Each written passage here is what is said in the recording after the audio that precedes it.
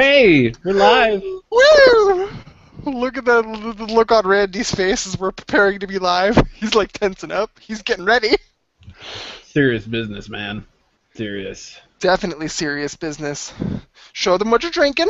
Oh, yeah, well, I'm halfway done with it, but it is 2 shots of vodka, 1 shot of grenadine, 1 shot sour mix, and the rest is Surge, because I'm classy like that. What do you call this concoction? Do you have a name for it?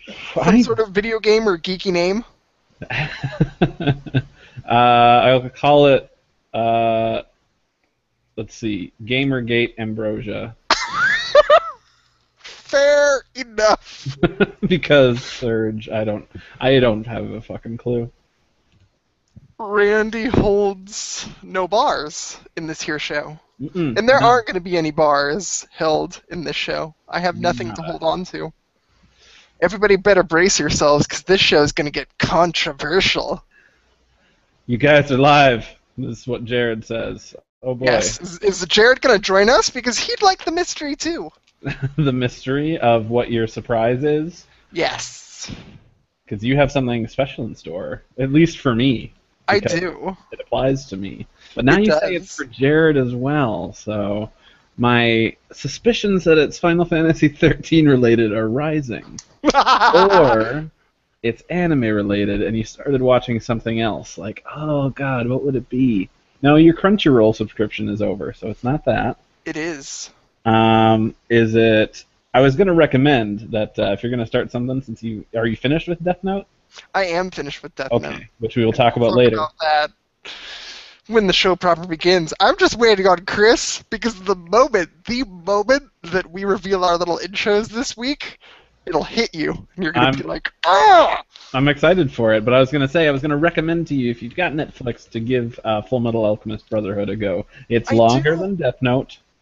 Everyone, and by everyone I mean my friend Emily and other people around Emily, has been telling me to watch Full Metal Alchemist. I really do need to give it a go, but, you know, maybe I should.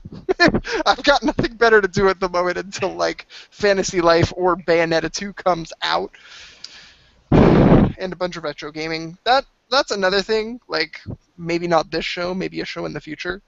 I have been playing a crap ton of Disney games, and I want to write about them, and I'm going to write about them, but I have no idea how to present that content. How do I gift wrap it? How do I make it entertaining for everyone who wants to know what that's like?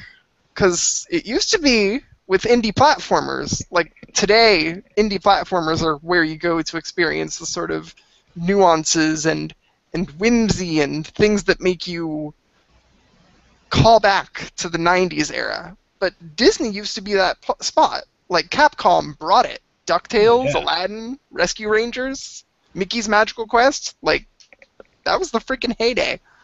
Mm-hmm. Agreed. And I feel like there's nothing close to that these days outside of the indie scene. I would say you were probably correct. So, yeah. Not that you have a problem with that. I know that you're a huge indie guy. No, so. definitely a huge indie guy. Which is good. It's true. There are many, many indie games coming out. Some successful, some fringing on a miracle. I really, really want Blossom Tales from the folks at Castle Pixel to come to light, but it's looking like it needs a miracle.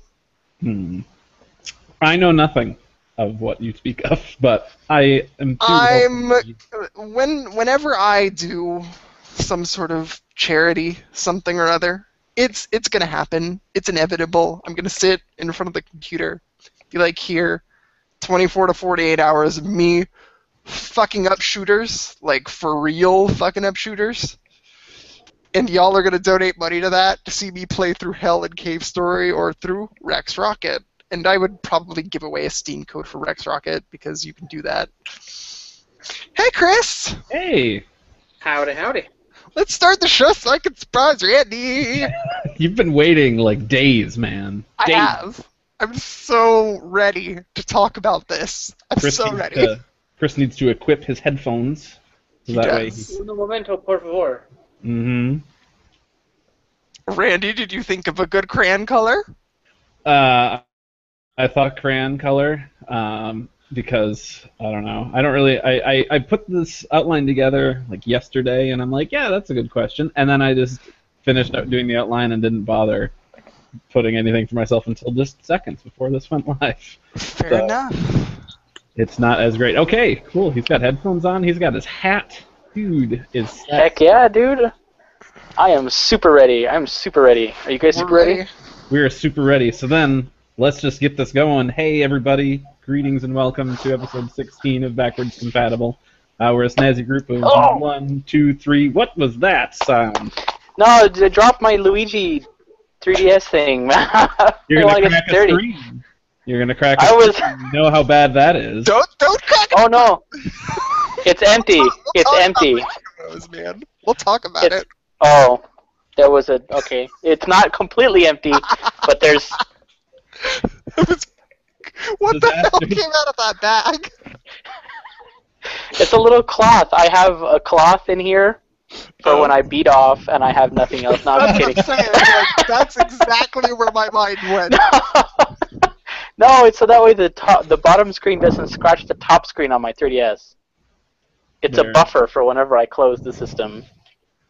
Well, disasters aside from dropping bags, we're a snazzy group of 3 people with a passion for nerdy things like video games, comics, anime, the whole works.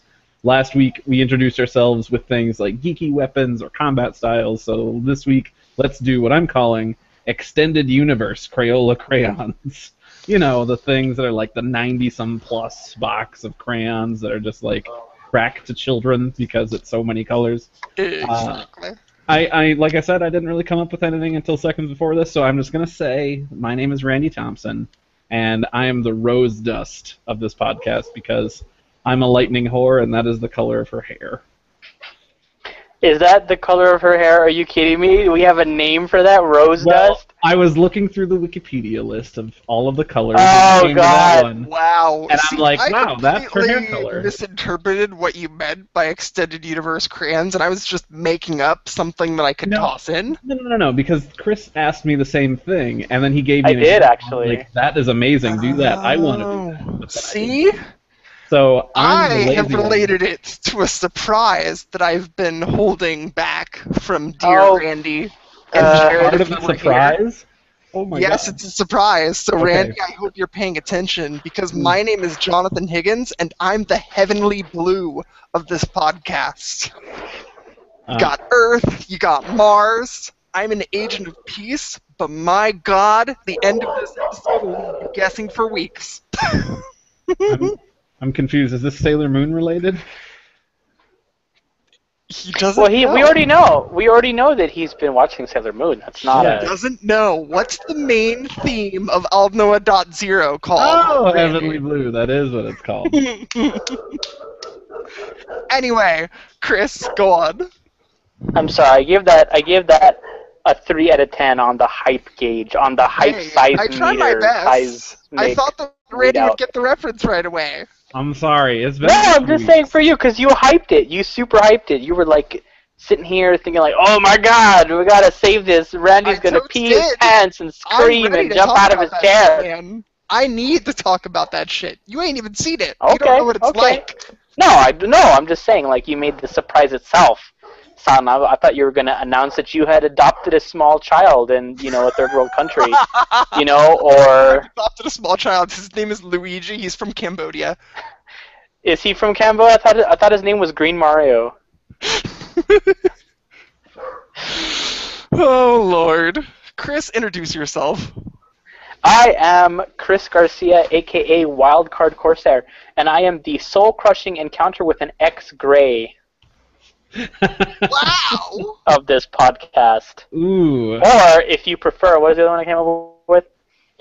Or is it that color that your poop is sometimes after you ingest too much purple dye, green? Okay. I'm serious. Have you ever had too much purple Kool-Aid and your poop is that weird green color? No, sir. As a matter of fact, I have not had that issue. Well, I loved Kool-Aid as a child, okay? So don't judge me. Don't you dare judge me. Everybody to Backwards Compatible, where we talk about video games, anime, comics, and sometimes different colored feces. So BMs. BMs for the BC. BCBMs. Oh, jeez. Yeah! We have an acronym. It's official. Holy Christ. So anyway, we're happy to have you all here watching, either live or not. You could be watching later, that's fine. But hey, thanks for joining us. And speaking of those that aren't here live and in the moment, just so you know when this whole shindig is going down, we're doing this at like 9:43 p.m. Central Time on October 15th, 2014. True. Get over It's yourself, late night for Central us on Time. the East Coast. You're just jealous. You wish you were Central, because Central is the middle. It's like, it's the center of the universe. It's actually not. It's the slightly to the right center of the universe, first of all. And second of all, we have Las Vegas in our time zone. I don't know what you have to offer, Mr. I live in a land of ice and snow and 10,000 lakes. Yeah, those lakes. You know I what's thought great? he was gonna go with Led Zeppelin. I thought you were gonna go right into the Immigrant Song. You know what's great? We don't have hurricanes, and we don't ever I have should have done that. droughts or have problems like, oh, make sure to save your water. We got 10,000 lakes, bitches. Okay, we're fine. You have Charlotte has 10,000 our different most places to hide the bodies. Oh man. So last week we left off with a question for all y'alls, which was, what's your dream vacation like? Because this tied into things with other people. It could be anything. You could be chilling out at home and doing nothing, or you could be out on a magical experience in an exotic land. I honestly don't know. I don't travel that much. I've been to Las Vegas a couple of times. I've been out to like Washington State. Not the good part, just like the really shitty part of it. And then of course I had to drive through North Dakota and Montana, so more terrible. So sorry that whole What if region. we made it fictional? Like, what's a place you could go? Sunlit Waterscape, without a doubt. Why? So you could get eaten by all of the... eaten by all the, like, unruly mandragoras and... Fine, I guess. If well, anywhere if I'm going to pick in a video game is going to be dangerous because they're always adversaries. Ed, that's exactly what I was going to say. Like, you could pick any video game, Well, not like and it's Animal going to really Crossing. suck What for about you. your town in Animal Crossing? Oh wait. I've been there like twice. Where you trip a million times and people steal your stuff all the time and put in the lost and found, and there's a guy who's like leveraging hundreds of thousands of dollars of like debt over your head.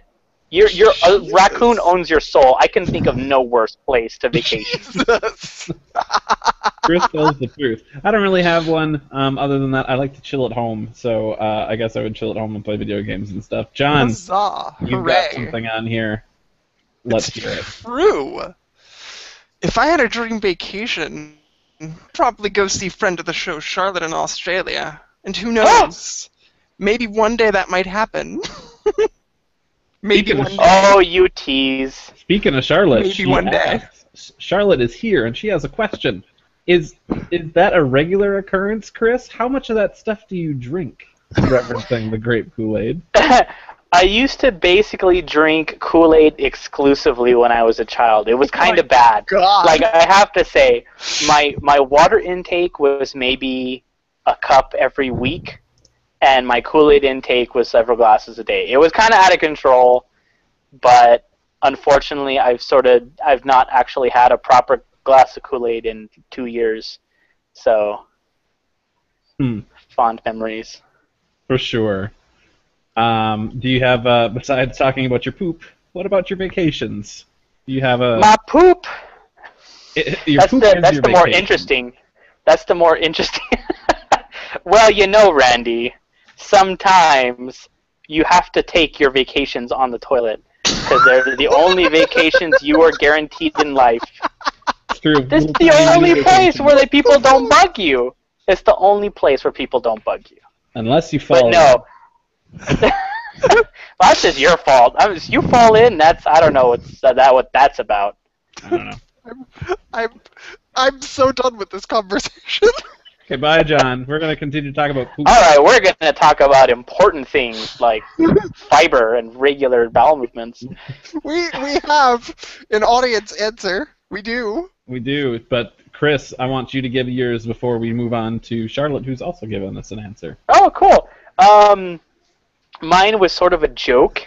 It was, I'm not sure if you guys clicked the little link I posted in the show outline. But it's, it's basically the song from Tangled where Eugene Fitzherbert talks about retiring on an island surrounded by enormous tons of money. And I thought that'd be a neat vacation, just lying on the beach. Hell yeah. All sorts of cash money around. Heck yeah, I'm all about that. I'd be down. Yeah. Charlotte says her dream vacation would be chilling out somewhere remote and untouched, so I can choose between video games and going out hiking and listening to the birds. That's cool. Well, don't you live in like the perfect place? Yeah. Australia, isn't that perfect? Jeez. Australia's filled with people. You would? It's not the only It's got, person like, on that 2 rock. towns. It's got like 2 towns, and other than that, it's just like death And desert one of those- and kangaroos punching you in the face. And one of those towns is filled with dingoes. And they So will eat your baby. they will Of totally course. eat your baby. And that is not a Seinfeld reference. Get over it, John. Charlotte, we apologize. Because you're a friend of mine. I said nothing. John was actually feeding me things. He was messaging me on the side. He's like, say that it's a death desert and there are kangaroos Yes, punching you in that's the face. totally something I'd say. You're putting words in my mouth, Randy. Isn't that kind of unethical? Wouldn't be the only thing people put in your mouth. Ooh. Damn. I feel so bad. That's something I should have said. I'm surprised you didn't come up with it. Jesus Christ, Chris. Oh, man. Well Well, before this Big game devolves today. further, let's quick talk. Let's catch up. You know, what have we been doing, Chris? Give me a list of things that you've been doing since we last talked. Let me hear it. Well, first of all, thank you for putting me first, because that's always super cool, You know to what? do that. I put pirates first because they're important to me. Arr. All right, let's see. Bayonetta 2 demo. I played that a little bit. That was the same demo at E3, not this year, but the year before. Yep. So I downloaded it and I played it, and I'm like, wait, I already played this.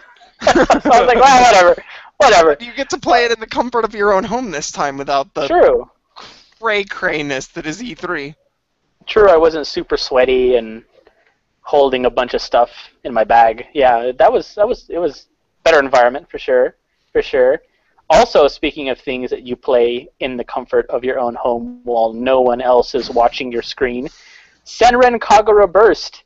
I started playing that, so that way I haven't beat it yet, so I was catching up, so that way I can start the sequel, which coincidentally is the next item on the list. I got Senran Kagura Shinobi Versus. I actually pre-ordered the Let's Get Physical edition.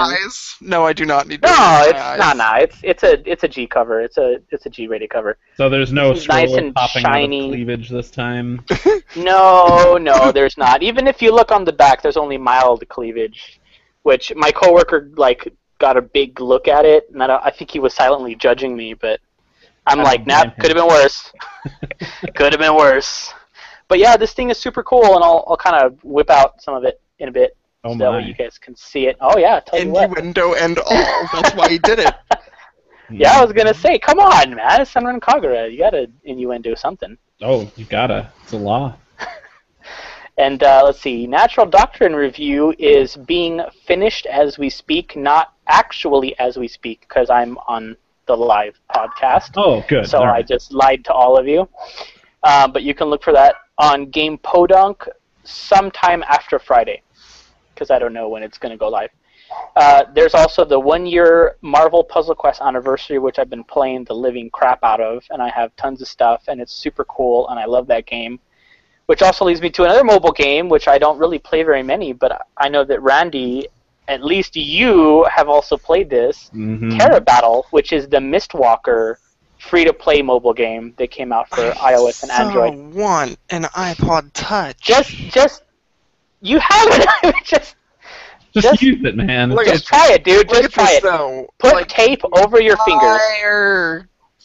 fingers. It's done for. What do you... Oh, that's right. Tripgate. Jonathan Higgins and the Curse of the Cracked Screens. The new book I'm writing. I'll get into Tripgate a little later on when I talk about what I've been doing. But go on, Chris. So sad. Watched Flash episode 2, Arrow episode 2. Super excited about those. Arrow once again is just breaking my heart, man. Third season's no joke. And then let's see. Oh yes, the death of older Pokemon games. I'm sorry, John. I have some bad news for you. Go ahead. I sold every Pokemon game in my collection except for Yellow, Blue, and X and Y. Why is that? I needed money, man. I needed money. I can't afford all these let me games put it- coming out. What's up? Let me tell you this, John. He sold Pokemon games to buy Senran Kagura Shinobi Versus. That's it. There's I don't Look at how shiny it is. Look at how shiny it is. It's so I don't shiny. necessarily like the Senran Kagura games. Each man or woman their own tastes. Yes, yes. But Well, Chris, like, Does it? Okay. Okay, You know, I got. I don't think you should have sold those to me because I did lose my copy of Soul Silver, which was Holly's copy, and we'll talk more about those are why I hard don't necessarily need Hard Gold and Soul Silver for their legendaries in a little while. But how much did you get for all that? Curiously. Actually, a pretty decent amount. Most of them were worth at least $20, and I think Emerald I sold for like 30, 35. Here's the deal. Like, I lost a bunch of Pokemon games in a hotel room, which is why all my freaking handheld library is digital these days, because my life is miserable like that.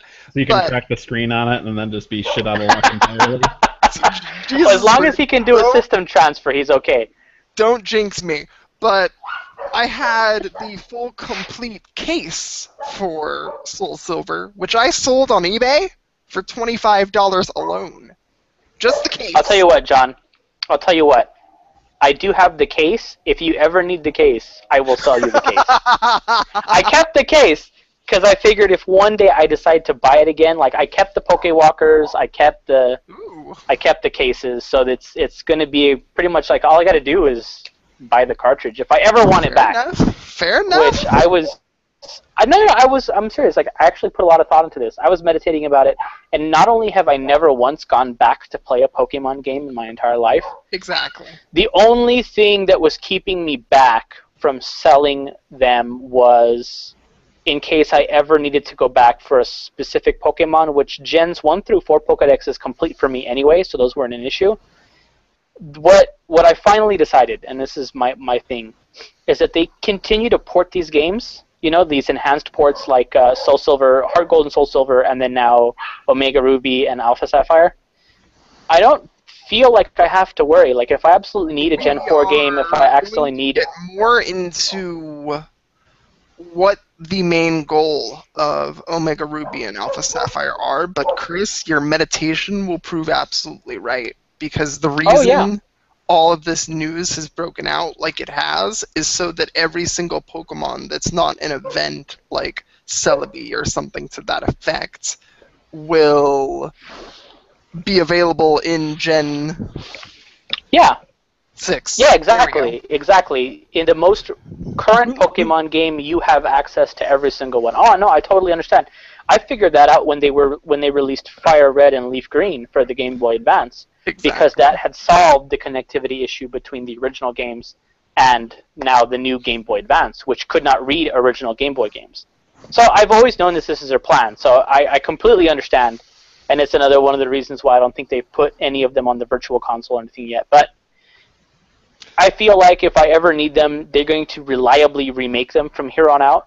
Very so true. I'm That is going to correct. buy them again. I know I'm going to buy Omega Ruby Alpha Sapphire, so what the hell, I don't need Emerald anymore.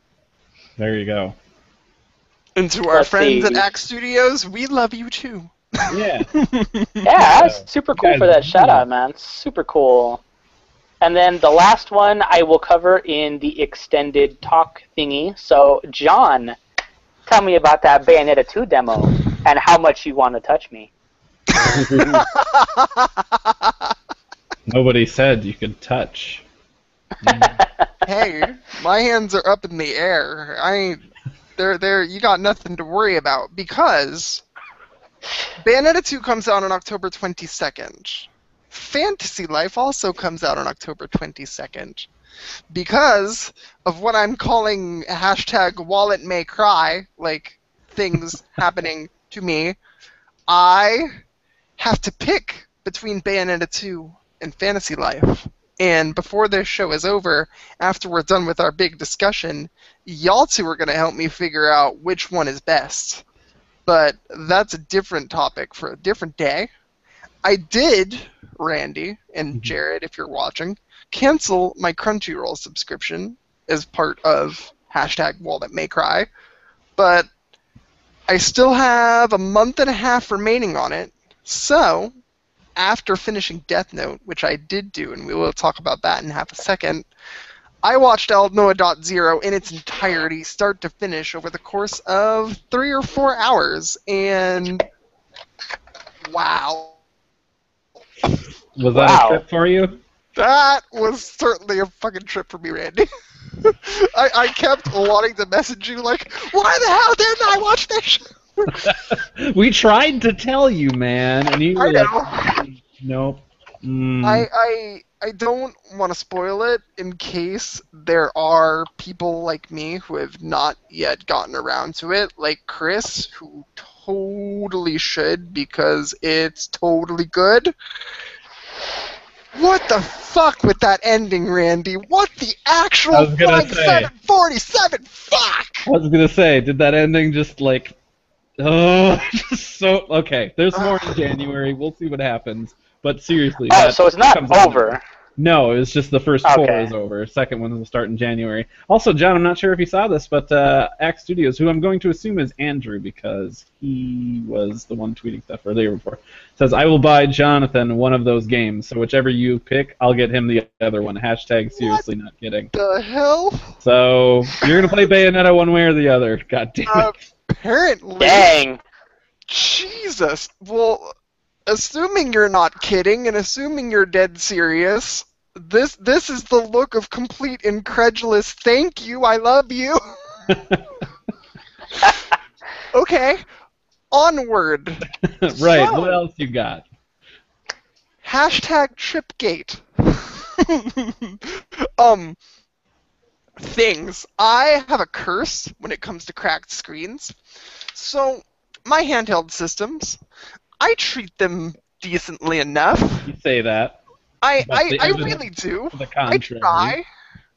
My 3DS stays in my pocket 24/7. My Vita has a nice little case that I probably lost track of when I sent it into Sony. But even if I can't find the case, it did have a nice protective case thing. And longtime listeners of the Backwards Compatible podcast know I sent my Vita into Sony for repairs like a month and a half ago, and I never heard back from them, and I'm like, where the hell is it? So I dug through my email inbox, and I found something in my spam folder, and it was like, dude, get in touch with us. We need to hear from you about your system because we have a problem. And I called them, and I'm like, so what's the problem? They're like, okay, so your Vita, when it wasn't booting up, we can tell you why that was happening now. And I'm like, okay, that's great. Tell me more. And they're like, oh, the screen was cracked. And that's not covered under the warranty. Like, table flip. I'm like, okay, guys, the screen was cracked. Was it cracked in transit? And as soon as that happened, they're like, no, it was actually cracked, like, even though your screen looked immaculate when you sent it to us, apparently there was some sort of microchip-sized issue with the freaking screen that cracked it and caused the entire system to just shut down and brick on you. That's fantastic. Cool beans. $129 later, my Vita will be back to me in a week, and I will do things like play Chromophore on it and play Y2K on it for our lovely friends at Axe Studios, and I will play Persona 4 Golden and many, many games that I've been trying to play on my Vita, but then turned it on one day only to have the Vita not work on me anymore. I say use it solely for things like Tearaway and things, and in the meantime, get a PlayStation TV and just play it in your living room, and then you don't have to worry so much about cracking screens. Apparently. Seriously, Randy, do you work for Sony or something like that? You've been plugging that Vita TV hardcore. I'm just saying it's a better idea, and I'm maybe I will never paid by them for this. Well, I'm not I paid. will never succumb to the evils of the Vita TV. I'm sorry. Like, it is a Vita imposter. It is good for a PS4 proxy, which I probably will buy it for, but my Vita is irreplaceable. I love it. It's in this black bag, Well, that's far, fine, far because away from cracked screens. You play on lunch breaks. You play when you're gone and away. John says he doesn't take his anywhere. On the He just toilet. plays at home. So I really do. I mean, I take it when I travel, which it really pisses me off that, like, I had it in its case.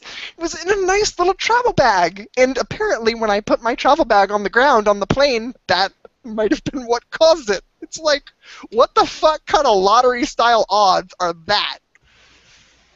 I weep Charlotte's for asking me your what the Vita. other So I game I do. was going to play on my Vita was? It's Xenogears. I'll play Xenogears for Charlotte. I promise.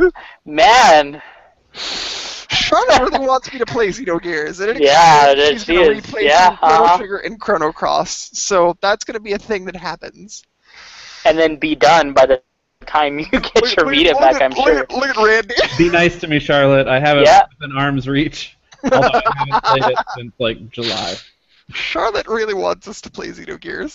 And it's good. I like it. It's just other things. I have a list. Are you done with your list, John? He does have a list. I don't think I'm done with my list. Oh no, you're not.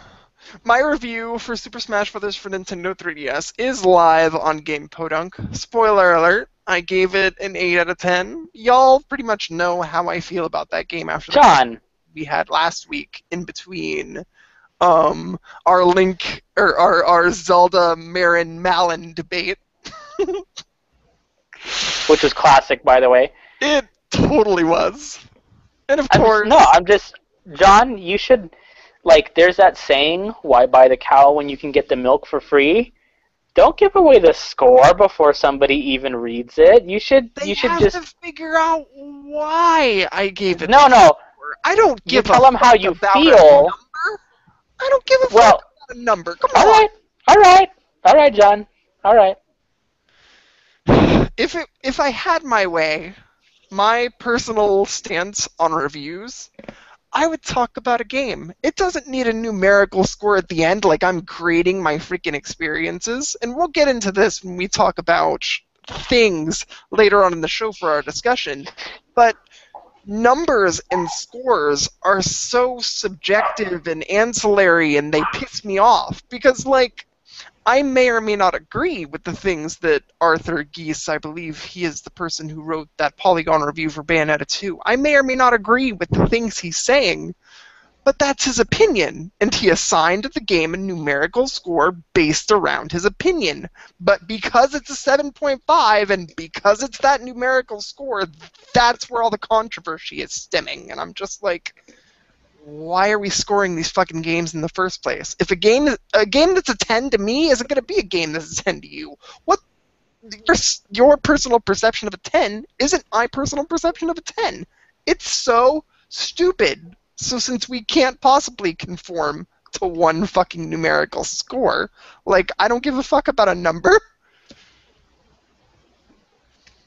Charlotte says, "Heart Randy, mine is next to me as well, but you should still finish it. It is incredible." Not off the hook. Not off the hook. It bought you partial favor, but not enough to spare your life in the event. I got a less than 3. That's more than what John got. Okay. It's true. I get less than 3s from Charlotte all the time, so that's fair enough. I've been playing more Pierre Solar. It's retro. I love it. Getting a little... The battle system's a little irksome because it's super duper grindy heavy, and there's... They do a lot to sort of cut corners. Like, they let you freely warp in and out of dungeons and stuff like that for when you're feeling a little lost and want to start back at the beginning. But, I mean... It's retro in a good way, but there's also some of the bad things that come with retro games. So there's that, I guess. Theater Rhythm is really freaking good, and I haven't slowed my roll on that either. More retro gaming talk. I've been playing a ton of old Disney games, and like I was talking before the show began, that's going to be my next big endeavor, is trying to figure out what the hell I'm going to write about when it comes to all these Disney games, because I do want to write about them, and there is a lot to say. And yes, Randy, I finished Death Note, and everything after episode 25 is, in my opinion, unnecessary, and they should have just ended it there.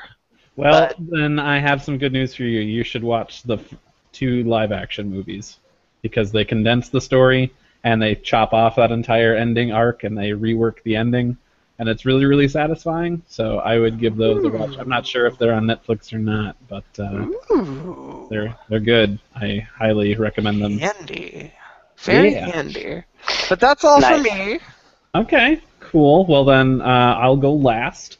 I did play, since you mentioned it just a few seconds ago, I played some of the Pier Solar demo.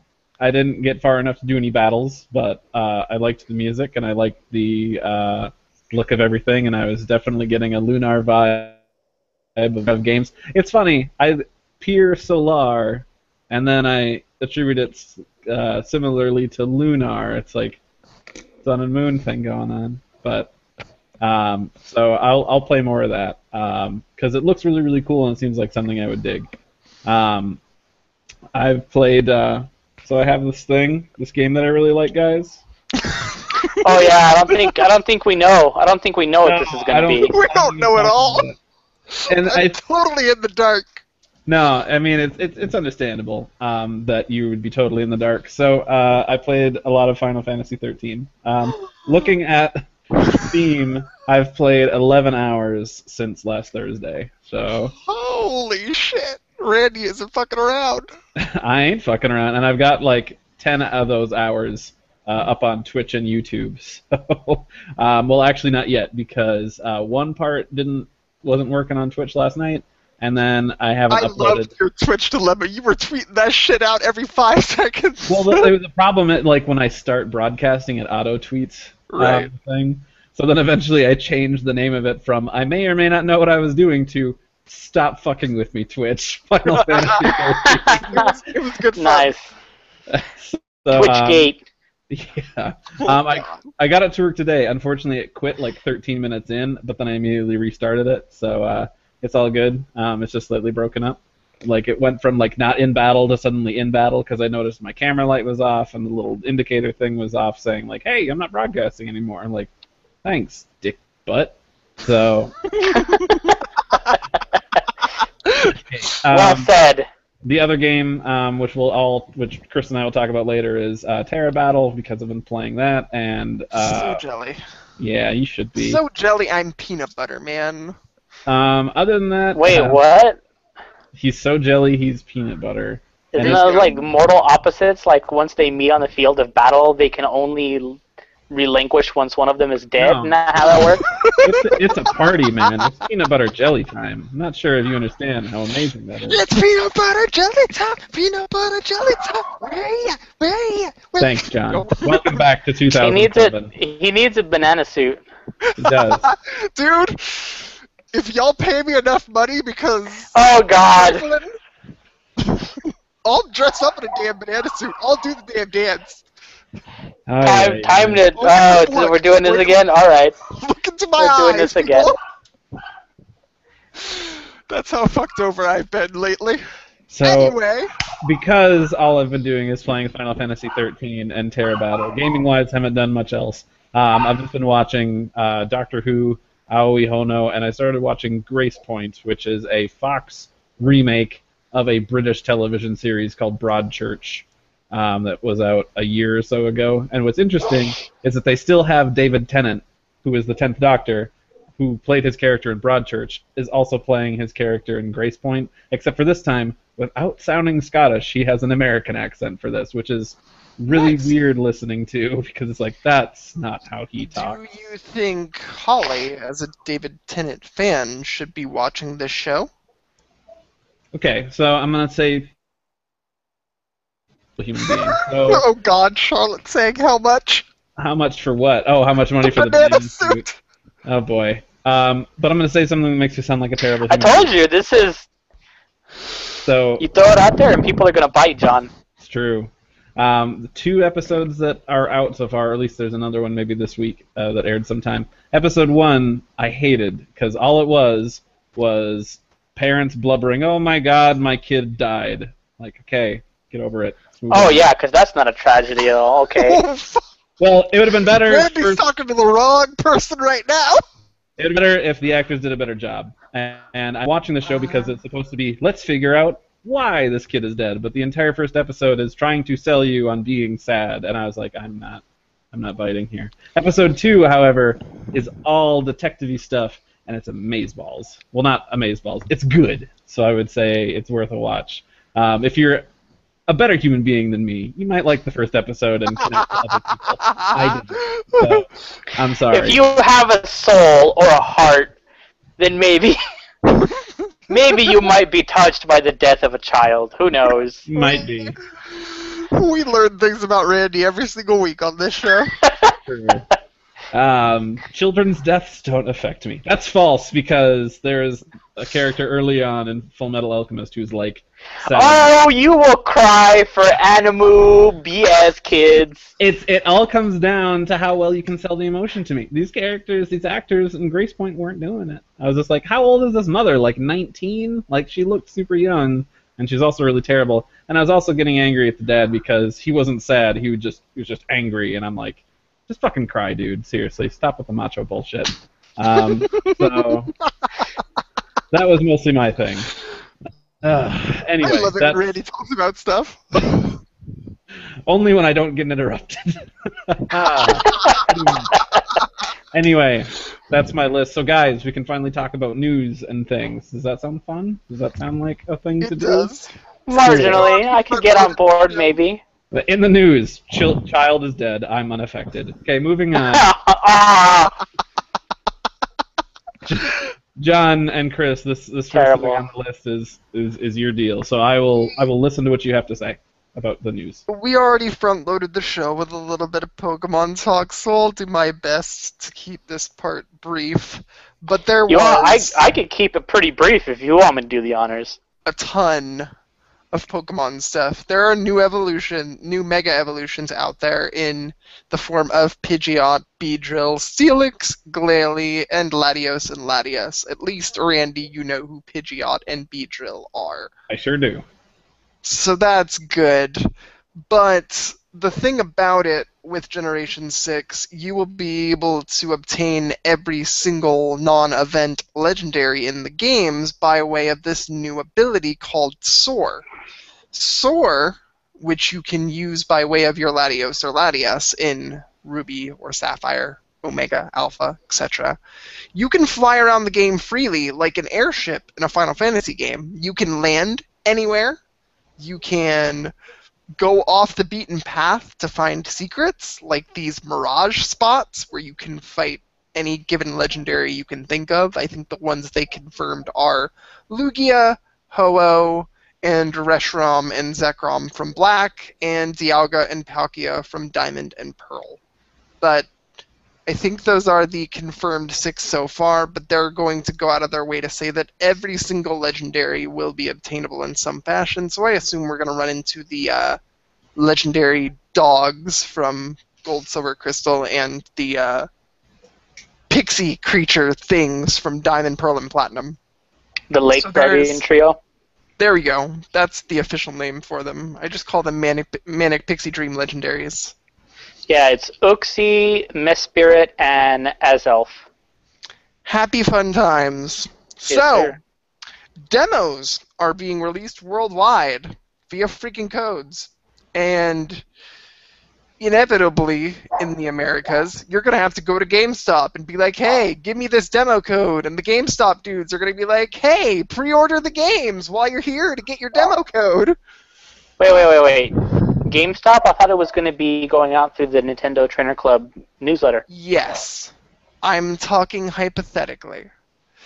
In the North Americas, for right now, you can get them by way of, in creating a Pokemon Trainer Club account, which many people did in Black and White when the Dream World was first a thing, and you could take your Pokemon to the internet and play little internet games with them. When you created your Trainer Club account, so you probably have one if you've played any game from Generation 5 or later, and you can opt in to receive marketing letters by going to like your settings in the Pokemon Global link and making sure that it's checked off. And it will be in the Pokemon Trainer Club newsletter going out on the 21st of this month, if I'm not mistaken. So that's the way you can get your demo for now. But they're saying more will be revealed soon as far as how to obtain the demo codes, and I'm thinking a partnership with GameStop is inevitable. Especially since they've been doing it with Gengar and Deonisy. Yep. I actually forgot. I went to go pick up Sinnoh and Kagura. I completely forgot to get the Gengar little scratch-off deal. Holly went to go get herself and me a shiny Gengar, and that was the night, or morning, that it monsooned Lassie, and our poor GameStop at that mall got completely flooded. Their computer systems were down, and they could not accept any money except raw cash in exchange for their goods. So Holly's like, I kind of came here to get a code. I was going to get a game, but can I have the code? And dude gave her the codes. So well done, GameStop, dude. Holly wants to buy Minecraft to play on the PlayStation 4, so when Deonisy comes around, I'm going to be like, baby, I love you.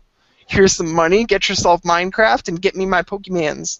You don't actually have to buy anything to get the code. I know, but I hate window shopping. I don't just go into a GameStop and be like, I'm just going to sit around to get the code. I want to... Like, I'm the kind of person where I just can't stand just stopping in to look and taking advantage of their hospitality and whatnot. I will always give them money in exchange for goods if I show up at their spot, which is why I can't stand that they're making me give codes now. Because I have to talk to people, and that means I can't clandestinely hunch outside of the door, turn on my mystery gift Wi-Fi, and get the fuck out of there before anybody sees me. Those are the days, weren't they, where you didn't have to worry about, like...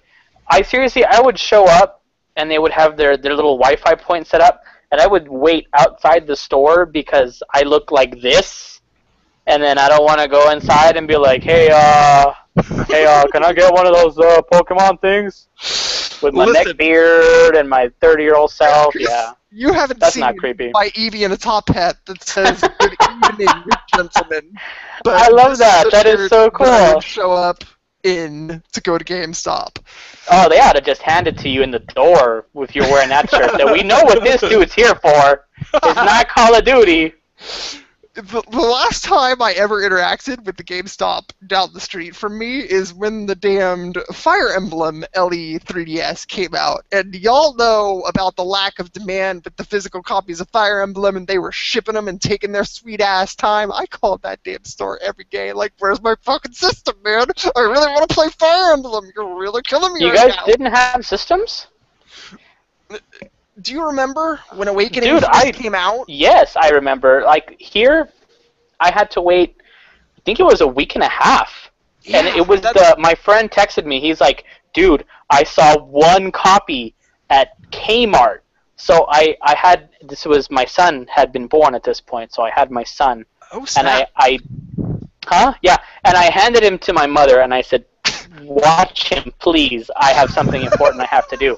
And I got in my truck, I drove to Kmart, and I waited, I kid you not, for 35 minutes for an associate to open up the damn thing to get my game. And the whole time I'm sitting here like, oh, my kid's at home.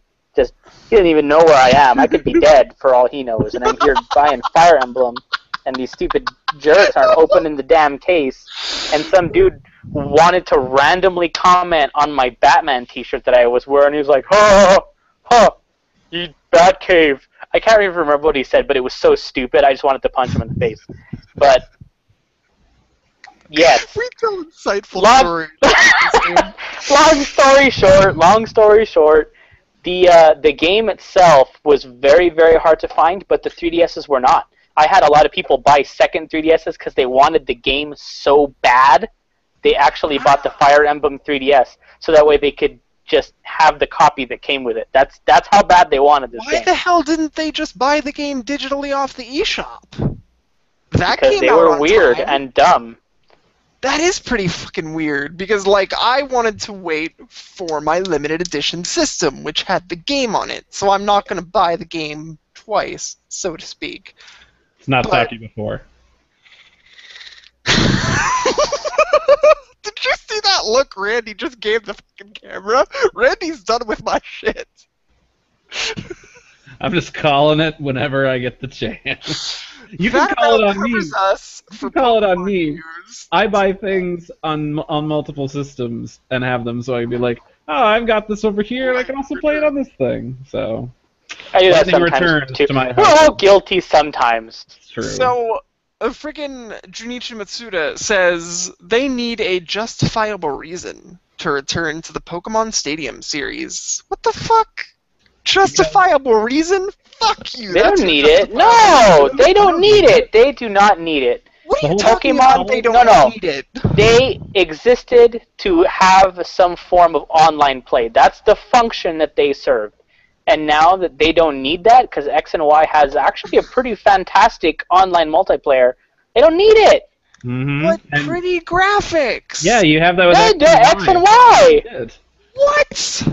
Please! That's not the high definition, in your face, 6 foot tall, customizable trainer shit! No! Fuck You're that! Starting to sound like PC Master Race, John. I'm worried where this I know, is going. John. They're gonna pick you up right now. There's a van gonna show up, Yep. and what's his name? Gabe Newell's gonna get Yeah. out and offer you a burrito, and he's gonna be like, "Come with me," and then you could. Let me tell you a story about Half-Life 3. It doesn't exist. And toss you in the van and share more secrets. And tell you Majesty putting higher reading monitors. He's like, 4K is the way to go. I don't know why you thought that was. Because that's not how he sounds. But John, there's no reason. Because it's better. It's have better that way. It's online just better. You have online play and 3D models now, thanks to X and Y. Just fucking play that. You don't need Stadium. Jesus. I'm with Randy. You know what? I love Pokemon. I love it to death. I buy both copies each time the game comes out, and then I sell them later when they're no longer relevant. But I love them still, and you don't need Stadium. You don't need it. You don't need it. It served its purpose. It served its purpose. Dude, it's like VHS machines, man. We've moved on. All right? We don't need that anymore. It's true. Oh Lord, move on with the damn news stories, because Let's- our entire audience Q&A is literally Charlotte Haley and Raymond all discussing how much for me and the fucking banana suit. Are you surprised? No, At all. I'm not really surprised. These are my friends. These are my choices. Oh, so hey, we're gonna talk about this. I assume. Well, you know what? Might as well just do it now. So, did we all get to play the Bayonetta 2 demo? Yes. Okay, I played it hours before tonight. Before I played an hour and a half of Final Fantasy 13, and Good man. it was really good, man. I'm excited. It's really good. And I mean- Okay. I am really excited. Real talk, guys, because I played the demo. I did not notice any form of, like, slowdown or frame rate drop when I was playing the demo at E3, but I played the demo, and there were a couple scenes, man, like when it was transitioning from gameplay to the in-game cinematics, and it kind of slowed down for me at a couple of those. I think there's maybe like a small frame rate drop for me once or twice between going from gameplay to cutscene, but that's not terrible as long as it's not happening consistently. But I hear you. It's something different than what you experienced at E3, but like other than that, that game was buttery smooth and It is. everything felt right so with good. responsiveness to buttons and just. Oh my god! And the sad part is I'm going to get this, and I'm not even going to play Bayonetta 2 right away because I'm going to replay I'm the gonna first play one. Bayonetta 1, because I've never fucking played it before, so it's See, 2 games in one. You have an excuse to do that. I've played the PS3 version twice, but I'm like, I want to play one that's not terrible. Like, just a So bad why did you port. buy the PS3 one? Because I bought it like back in 2010 because that's all. when you didn't know any better? Yeah, exactly. Well, I wanted to play Bayonetta, and I'm not going to get a 360 just so I could play a game that I could play on PS3 with some frame rate problems. So, yeah. Good point. All the frame rate issues are gone in the Wii U version of the game, if I'm not mistaken. Plus, Yeah, you've got right. Zelda Well- costumes and. It shouldn't be a problem because the issues in Bayonetta on PS3 were the result of they had developed it on 360 and then they had ported it over to PS3 and they didn't really have, I believe it wasn't even fully platinum. I think they had help with it, and I don't know, I think it all just went downhill from there. Well, so the Wii U version is also outsourced for doing the port. It wasn't in-house platinum at all, but they've just done a better job and they've had more time. They've certainly So. done well. Like all the Yeah. high-profile review scores that they've gotten, like it's 9.1 on Metacritic or some shit like that. Like it's pretty. it crazy. was. I don't know if that held up. As it should be, because it's going to be amazing. But yeah, there's a demo out, people, and the game comes out soon. I can't remember if Bayonetta Bloody Fate, the anime movie, is out here yet. I think it is, because I think it's going to be out before the game. So you can also pick that up and get tons of Bayonetta 11s, because Enough. the internet needs it. So do I play a hardcore platinum action game, and do I Yes. buy that day Yep. one, Yep, or do Nope. I buy Fantasy Life day one? Okay, negative. you want real talk? You want real talk? Real talk. That's what we're Okay. here for. So the number one reason I think for buying Bayonetta 2 Day 1 is to support Platinum Games. I know that Nintendo took a really big risk bringing us to the West, picking up a project that was in limbo and denied by pretty much every other publisher that Platinum Games shopped around to. So that would send a really nice message, I think, to the pocketbooks to say, you know what, Nintendo, you guys did a good job. Here's some money. We want you to be as successful as possible. So that's the pros. And make For a third Bayonetta. one. Make a third And- one. Well, only if the story supports it, man. I'm not Well, for using yeah, the sequels or obviously. anything, but But they um, said that they wanted to make a third one, so I figure that there are plans in place. well, yeah, okay. So that's pros for Bayonetta 2. Pros for Fantasy Life. It is a multiplayer game. It is a game that you can enjoy Damn it! with friends. It's an experience that, because multiplayer games typically see the most activity close to launch, if you get it late, there's a chance, people may have moved on at that point in time, depending on how long you wait to get it. So that's a valid concern, and that's definitely a pro for picking up Fantasy Life as soon as possible. So that way you don't miss the boat on a large online player base. love action games. I do, and I do like supporting Platinum. That's a huge feather in the cap in Bayonetta 2's case. But that's my kind of game. That's my non-Pokemon addiction right there. Those multiplayer sort of build your own career path, pour hundreds of freaking hours into that damn game. It really is a tough decision. It really is, because there are so many pros and cons on both sides. But honestly, I may make the decision to support Platinum at the end of the day because of the risk they took porting that over to Nintendo platforms and all the bullshit that they've gotten from volatile gaming protesters out there when the game was first announced as Wii U exclusive. I feel like, if nothing else, Platinum deserves to have a success. Because ever since they started that studio, I don't think anything that they've done has been met with the same kind of sales that it deserves. Exactly. Because when is the last time a Platinum game has scored terribly, aside from Anarchy Reigns, don't say that, and also not been a complete failure in terms of sales? Yeah. That's the story of their lives. Like, I feel so bad. Like, I love Platinum Games, and I've played so many of their games, and I just absolutely love them. But, man, they just don't make money. They don't make the kind of money that they deserve to make, Makes I'm me with sad ya. all day. Tell you what, if you can't come up with an idea, Chris and I will judge you if you do not pick Bayonetta 2. We will shake our heads. I won't judge him. I won't, because I do understand that, like, missing Yeah. that player base. If somebody could walk up to the store and buy Animal Crossing right now, they'd have nobody to play it with because people aren't playing that game online anymore. You'd have to Right. bug somebody, But And hey, so, there's Poor Leah online from play. Game Podunk is like, does anybody have any trash or turn on. She's on. Oh, I'm the one who told her. I'm like, hey, can you open your gates right now? She's like, I haven't turned on New Leaf in a long time. And I'm like, come on, please. She's like, no. So I think she started playing it again because she wanted to do the October Halloween event like I did, yeah. Well, no, I picked up, no, it was alright. You guys, beautiful town, man. Don't forget, Bayonetta 2 has online co-op. And if we're getting it all on release day, there's no reason to not all play together, dude. Snap. Oh, snap. Well, we can all play it together because we're friends. Well, we can't all play together at the same time because it's two-player co-op, but we can switch back and forth. Man. boo! Boo! You could play MMOs on your Master Race thing, which Raymond says that he offers to help building a computer to anyone who wants to give in and join the PC Master Race. I'm set with my machine for now, but I don't want to be part of that Master Race because I don't want to be a dick on the internet, which we'll talk about later. We will talk about that. I'm all about talking about dicks on the internet. Well, you count me in for that too. Well, you just got a secret message from Mac Studios. I will leave that to yourself to be sitting there and be in wonderment.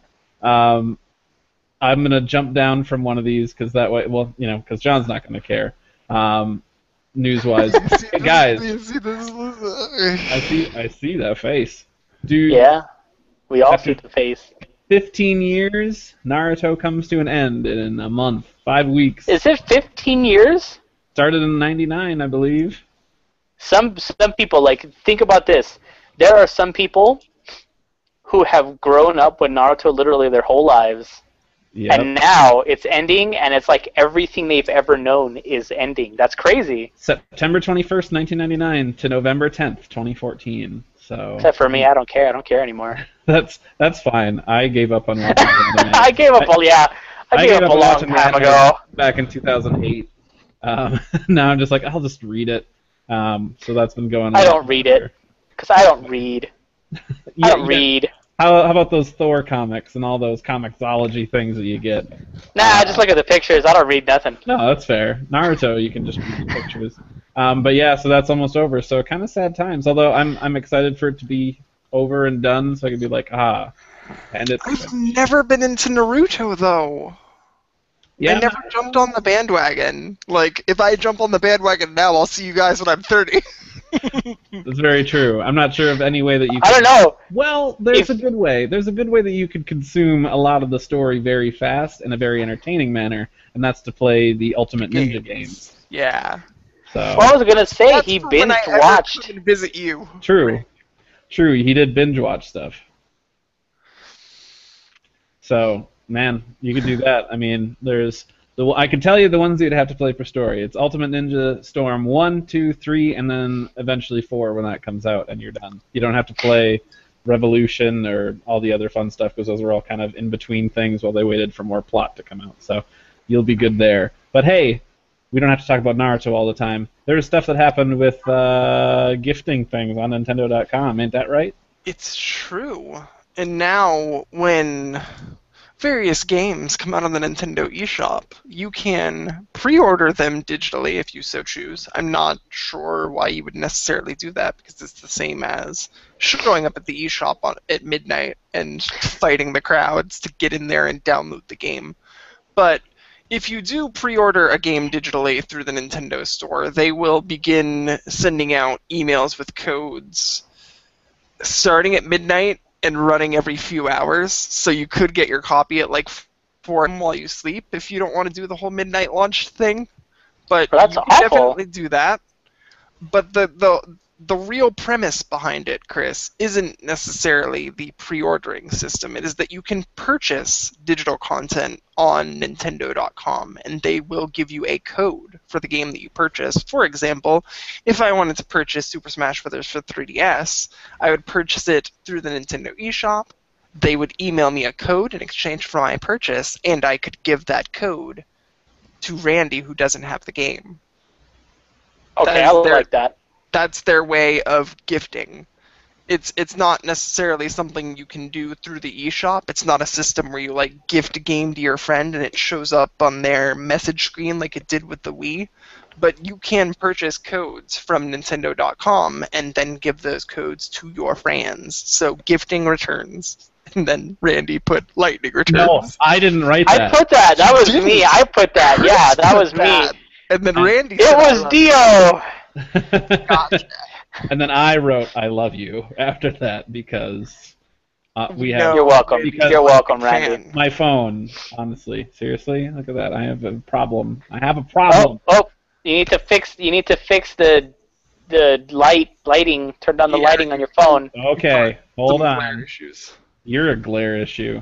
I am a glare. your face is a glare Damn issue. No, have y'all seen this fucking face? There we go. I am You got it. shocked. All There right. we go. There we go.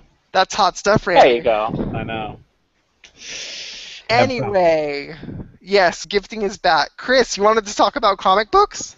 I do. Well, comic book related things, not directly comics, but we have DC movies. DC happening, and that's actually kind of cool.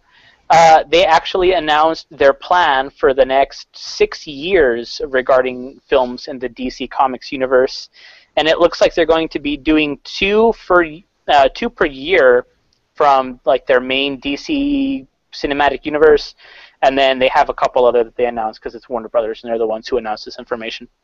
2016, we're going to see Batman vs. Superman: Dawn of Justice, which doesn't look entirely like it's going to suck now. They've redeemed some things by releasing information contrary to the rumors, which were awful. Suicide Squad, which is super crazy because that's like, wow, I can't believe they're actually going to make a Suicide Squad movie. But hey, that's cool. That's super cool. 2017 is going to see a Wonder Woman standalone film, which is like glory, glory, hallelujah. That was like never thought that would happen. I know, like, how did it take this long? But there you have it, 2017. Go get your Wonder Woman on. Along with Justice League Part 1 is what they just, tentative title, I'm sure. 2018 is going to be a Flash movie starring a dude who is not Grant Gustin, which I'm kind of bummed out about, and has absolutely nothing to do with the CW show, which is like, why are you splitting your properties again? That's so dumb. Why are they doing that? But Why? they're giving the Scarlet Speedster his own film, and that's kind of neat also. Then they're going to follow up with, which, if I had to pick, guys, if I had to pick one for you guys to watch without knowing anything about who's directing it or the script or anything, I would say go watch Aquaman. And you guys are going to laugh at me, and the internet's going to laugh at me, but if you read comics, you know that Aquaman is not only a massive badass, but he has one of the most interesting stories in the DC Comics universe. Bar none. Like, True, you sent me you that got Batman. article. And it was great. I did, because it's like, people just don't know. They don't get it, man. Aquaman's like, the greatest lie the devil ever told was that Aquaman was weak and talked to fish. Like, come on now. Come on! 2018 is going to be, Flash and Aquaman. 2019 is going to be Shazam, which is super cool because that's going to star The Rock as Black Adam. Shaq? Oh, Shazam's yeah, I was nemesis. going to say, if it's not Shaq, I'm not interested. That's Steel. You're thinking of Steel, guys. You're thinking of Steel, Man of Steel. No, I'm That's thinking Shaq. I'm thinking of Shazam, the Shazam from the genie. 90s. Yeah, dude. Okay, I don't really know what you guys are talking about, but What? What? Get off of this. 2019. Hey, you don't know who Shazam is, okay? So just get out of my Chris. face. You don't know Get out my who face. Shazam is. You don't know who Shazam is. Look, You know what? Look at me. Look at me, Chris.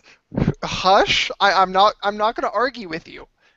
After we're done with this show, put Shazam into Google. Oh, you know what? Never mind. We are super stupid. The movie was Kazam, not Shazam. Fuck. Damn it. Although we were both on the same page, so I I can't know. say. No. We shared the same stupid brain. That's okay, Randy. I still Yeah, love you. You know thank what you. Kazam is, Chris? Nope. I know what the stupid Steel movie was, and how that was a terrible abomination. But Wait, Don't worry. Randy. This wasn't that great either. There we go. He's a There we go. rapping Oh my genius God. with attitude, and he's ready That looks for slam awful. dunk fun. Does that have a 2.7 rating? You Yes. bet it does. It does, because that movie is awesomely bad, and that's why Randy and I were beside ourselves that you had not seen it or don't know what it is. Okay, is it? Because Space Jam was super cool. How Right. does this compare to Space Jam? Like, let's real talk, guys.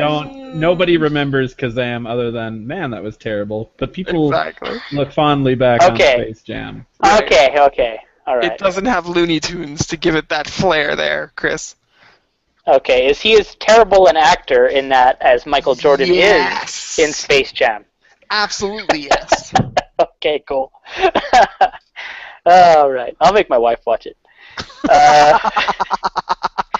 This is how we get even with each other. There's no domestic violence in my household. We just make each other watch terrible films. It's like Perfect. Wow. that's Well, how we okay. deal. That's how we deal with our problems. Tell us about Captain America 3. Well, he also Oh, no. didn't get to finish Wait. his list. Yeah, I'm not done actually. Damn. Yeah.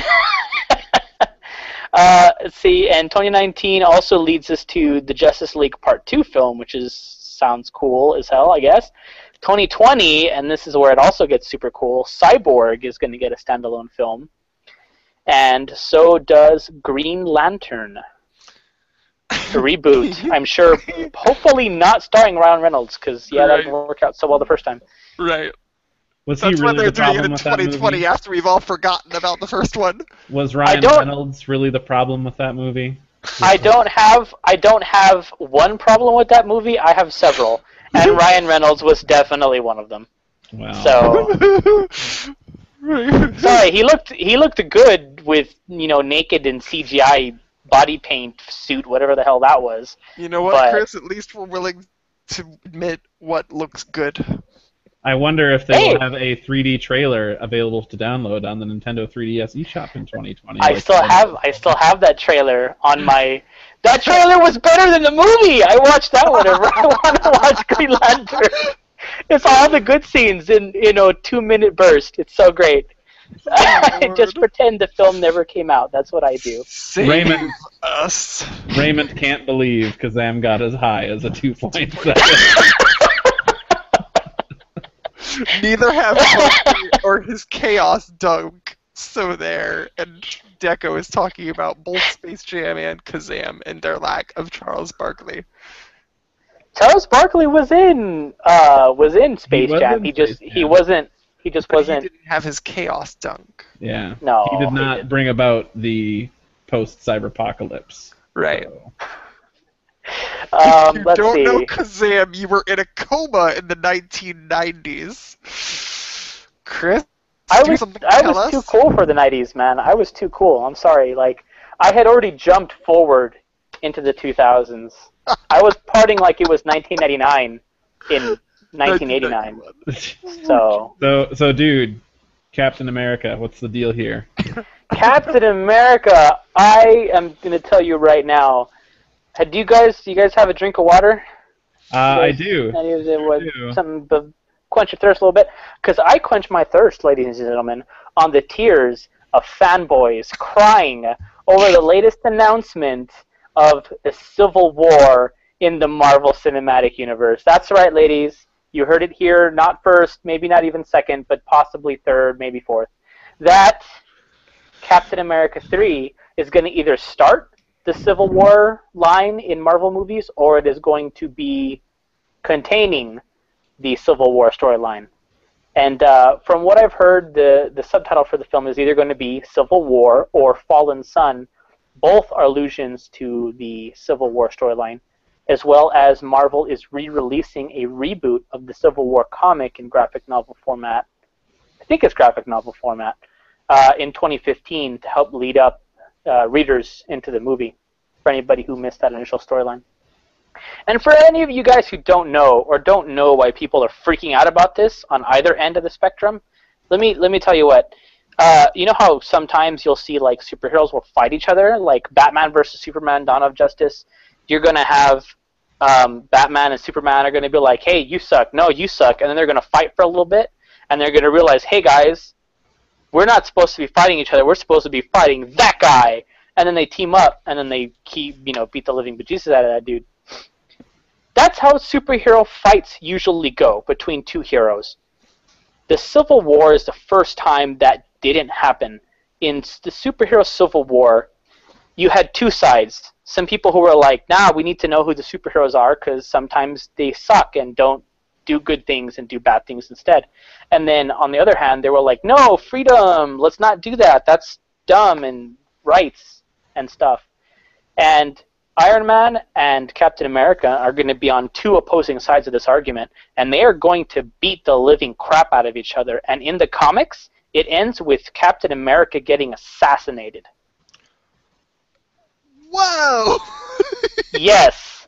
So it is one of the craziest, darkest, almost like to say it's almost like Alan Moore-esque happenings in the Marvel Universe. Things generally this dark don't happen.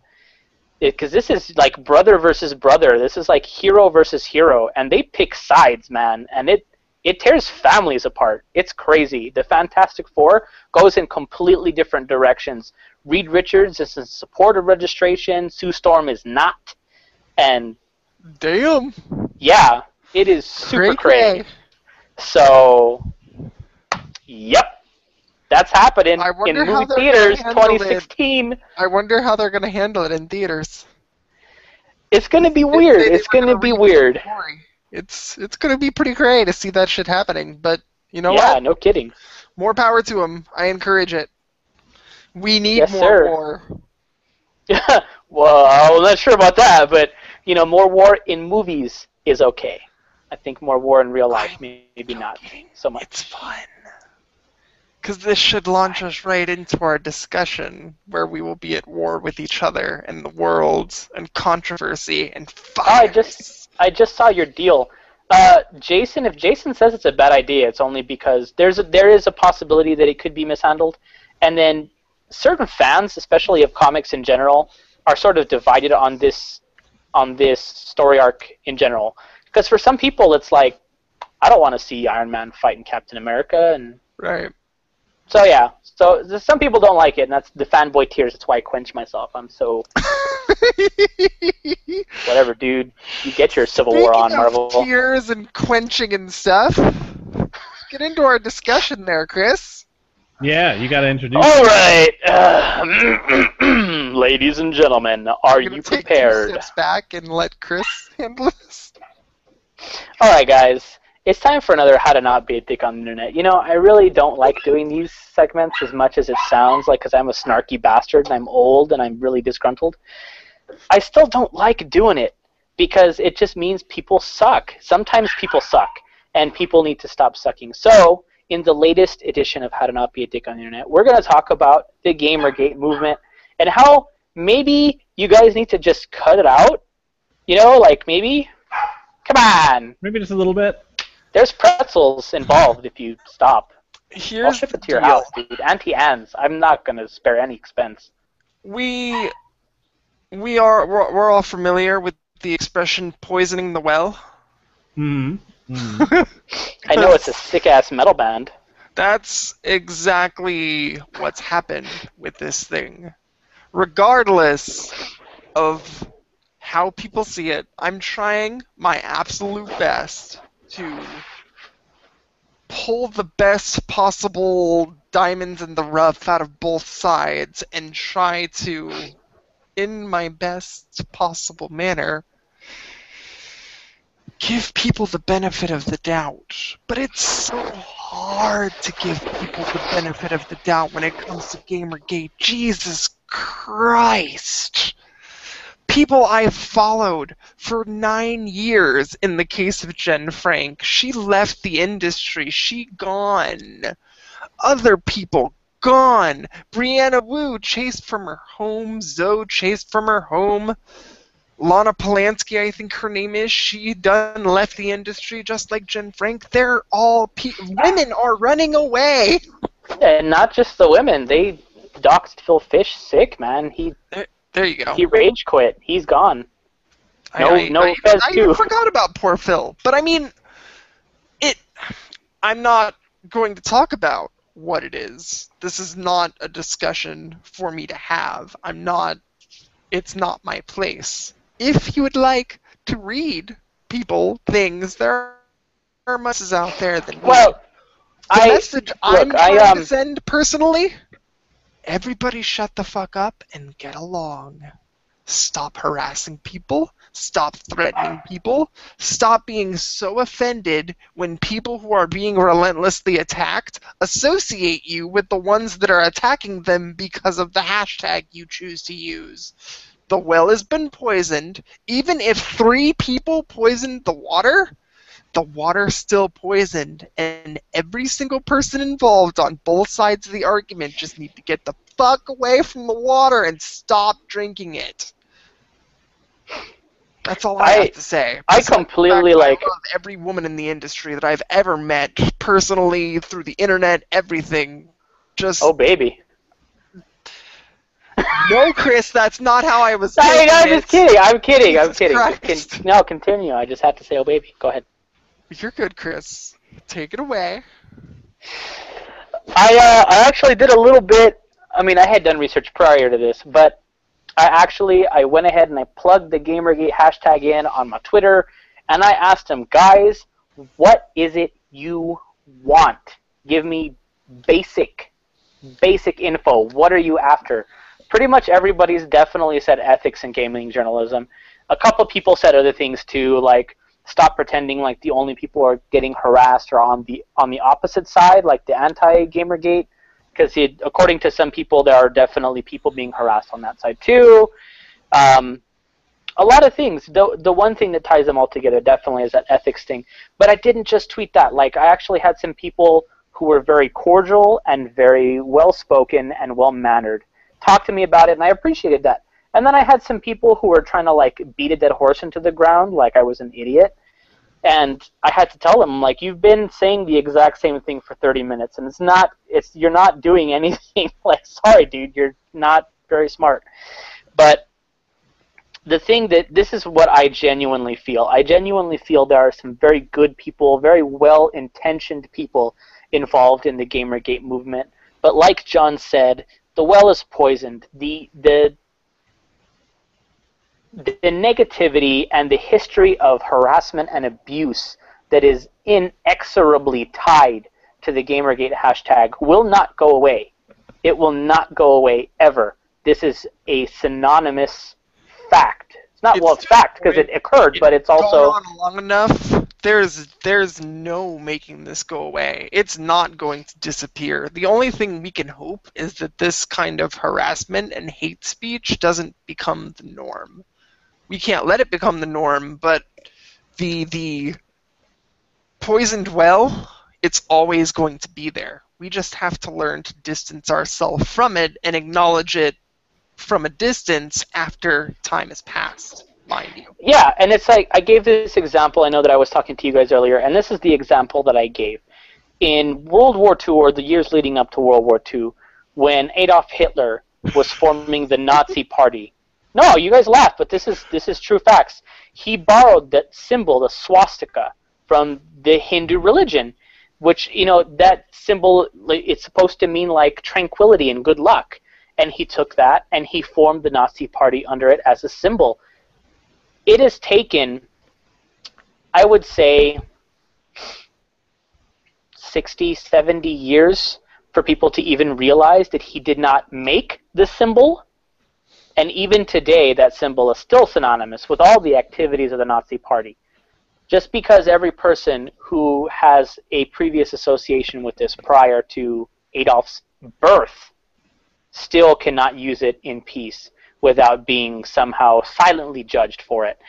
I totally feel bad for anybody who flies the Gamergate hashtag because they genuinely want some sort of form of change or whatever, which I'll talk a little bit about that in a second, but you guys have to know that that flag it's tainted, man. It's ruined forever. You guys can't fly that and expect for people to give you the benefit of the doubt. Like, you are the one good guy amongst a sea of terrible people that they've heard about. people are doing the opposite, though, Chris, and saying that there is only one or two bad people amongst a sea of well-mannered good people. And there's arguments and shit-slinging everywhere. Of course, and if you were to even take both sides of the argument and say every single person involved on either side of the argument is lying, it's still more prudent to take the side of the people who are claiming the victim, because if you do not at least give them the benefit of the doubt, then you become a semi-willing participant to the abuse that they may or may not be undergoing. And it's far safer. Like, I feel bad for anybody who legitimately wants to use this movement to accomplish good and is being judged as a terrible person. But I had people on Twitter who were claiming that at no point in time has any Gamergate participant done anything to Zoe Quinn, Brianna Wu, any of that stuff, that they're quote-unquote doxing themselves, all this stuff. And there's people who believe that. There are people who believe that everyone on their side is innocent and everyone on the opposing side is guilty. And I'm just like, dude, wake up, man. Wake up. I feel like they're being used. I feel like their genuine feelings are being controlled. Randy, you haven't said a peep in a little bit. How do you feel about all this? Well, there was something that I wrote on the outline that I think is something that is important. This whole discussion thing on this outline, I wrote, Chris, lay down what your new episode is all about. I want to talk about this. Fuck people. Fuck them hard. No lube. Actually, use hot sauce. Use hot sauce as lube, because that's right. That hurts both people. You know what? It sure does. But you know what? Sometimes sacrifices need to be made. And wow. I'm not saying that you have to put it on your own penis. You could put it on something phallic and shove it in there. Anyway. True. Jesus. We talked about poop earlier. This is not out of the realm of possibility. No, of course it's not. True. We've already gone past that line of decency. The only people who are found here it. are the really fucking dedicated people who want to hear what we have to say. God help them. It angers me because, yes, there's probably some people that are like, I do, definitely want some sort of ethics in game journalism. Who honestly gives a fuck? I mean, just watch Nintendo Directs and call it a day. Don't deal with everything else. Jesus God. But you know what? It's just like it angers me because these people, like some of them, I'm sure maybe the couple of bad apples, or maybe 80% of them, who knows, do shit the way they are harassing people or things like that, and then they get a smug sense of satisfaction, like, yeah, you know what, I got my way. But you know what? It isn't just you got your way. You fucking ruined somebody's life, somebody's career, and that's not a game to them. That's their actual life, their livelihood, and things like that. And that's just not cool. Seriously, just because of their stance on something, or honestly, it's weird. You know what? It's a generalization because there's that whole thing of like, yeah, they're not all bad people. But it's this weird thing of like being against women in the industry. It's like, what? Why? It's this weird mentality of like, this is our club and you can't be a part of it, so we need to be angry and stomp really loud and just be overgrown man children. So it's the He-Man Woman Haters Club. It's true. The only thing that makes me happy is, I think it was today, somebody was sharing that post on NeoGAF where somebody was like, yeah, I was kind of for this, and now I realize that this is not a game. They realize the same things that we've been saying. This is realization that the fucking well has been poisoned. So hopefully, all the people that are like, you know what, I actually want something that isn't ruining people's lives just so I can enjoy games in some way that I wouldn't be able to enjoy them in other fashions just because certain people are working on them. Whatever. It's just people grow up. Seriously. I have, like, you hear me stumbling, tripping, falling, etc. I obviously have thoughts in my brain about this whole fucking thing because it's been going on since August, and I've kept such a close eye on it. I'm in it for real, like since August. Yes. Did you think this was going to go on this long? I didn't. When it started, I was like, nah. No, but now that it has, it's never ever going to stop. But that's the thing. this is a teeny tiny forum in the grand scheme of things. People are going to be able to come back to this at some point and pull words from it, which is why I'm being very careful about what I say, because personally, and I'm the whitest, most privileged motherfucker out there, I'm terrified to talk about this shit. I'm terrified to talk about this shit, and let me nothing more than to help the people who are suffering. It is in my nature to take someone I respect who is being harassed, whose life is being altered right before my eyes, and to step in and tell a motherfucker to shut up and let this poor woman breathe. I know what depression is like. I know what anxiety is like. I even know what suicidal thoughts are like. And you are introducing these women, real-life people, to these thoughts on a daily basis, coming at them from hundreds of fucking people a minute. They're being relentlessly harassed. They have to get the fuck away from their computers to make it stop. You're torturing these fucking people. And I'm over here like, what do I do? Because if I even fucking say anything and include myself in these people's replies, I'm going to get the harassment too. Because, oh, I just want to, like, sleep with Zoe or something, whatever the fuck they would automatically attribute a supporter to. No!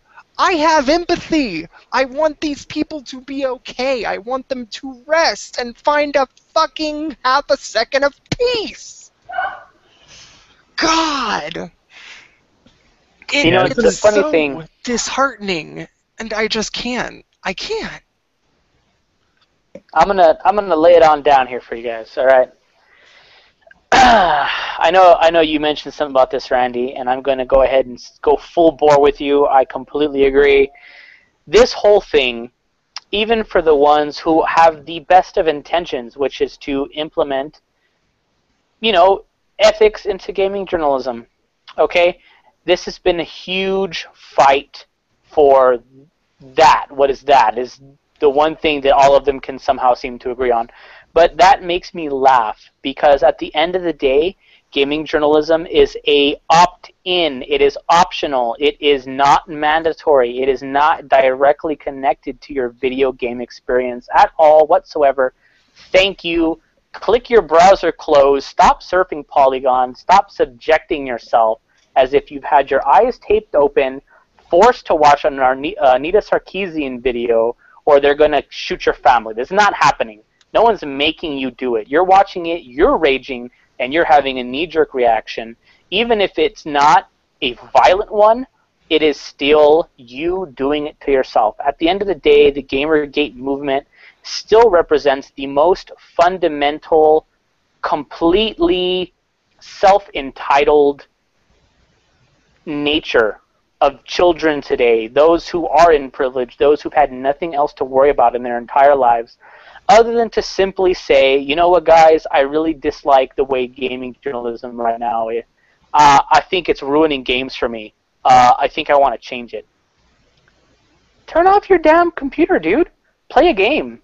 Play the actual games. Or, if you want to do something to, change how things are, don't be a dick and harass people. Just vote with your fucking wallet. If you want to, have some white, neo-Nazi dude who punches women and, doesn't like people of other races, then cool. Go fund that shit on Kickstarter and do that.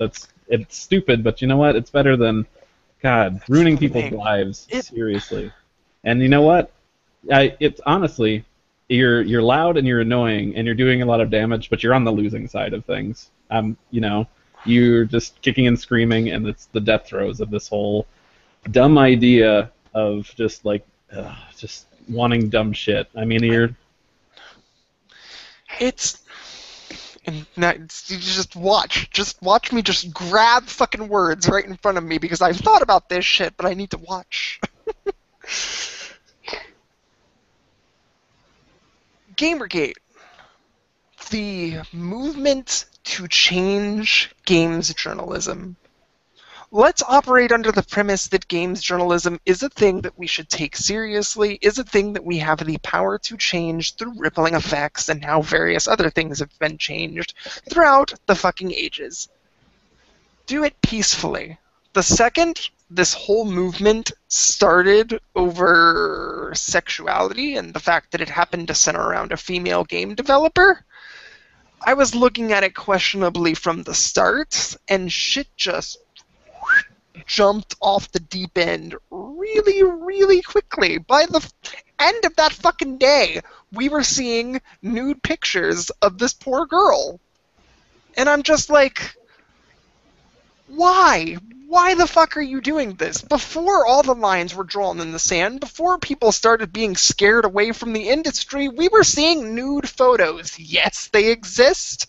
Yes, blah, blah, blah, all that stuff happened. But the second this shit started circulating around the internet is the second this became a bad fucking idea.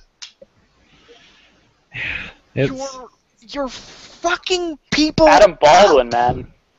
Adam Baldwin. Did you see Seth Rogen actually called out Adam Baldwin for being an asshole on Twitter? I was there for that live. That happened at like 2:30 in the fucking morning, and I saw that shit pour in, and I'm just like, something positive! Yay! You'll have to link me, because I didn't get to experience this. I retweeted Seth Rogen. Okay. So it's on my tweets. If you're pro Gamergate, if you're still waving the gaming journalism ethics flag, fine. Fine. I don't care. But you need to find a different flag. You need to stay with your cause of ethics and game journalism, and you need to not associate yourself with those 9 letters. You just need to find... and I'm not even fucking bringing up false flags and not your shield and all the other bullshit that has happened because of all of this.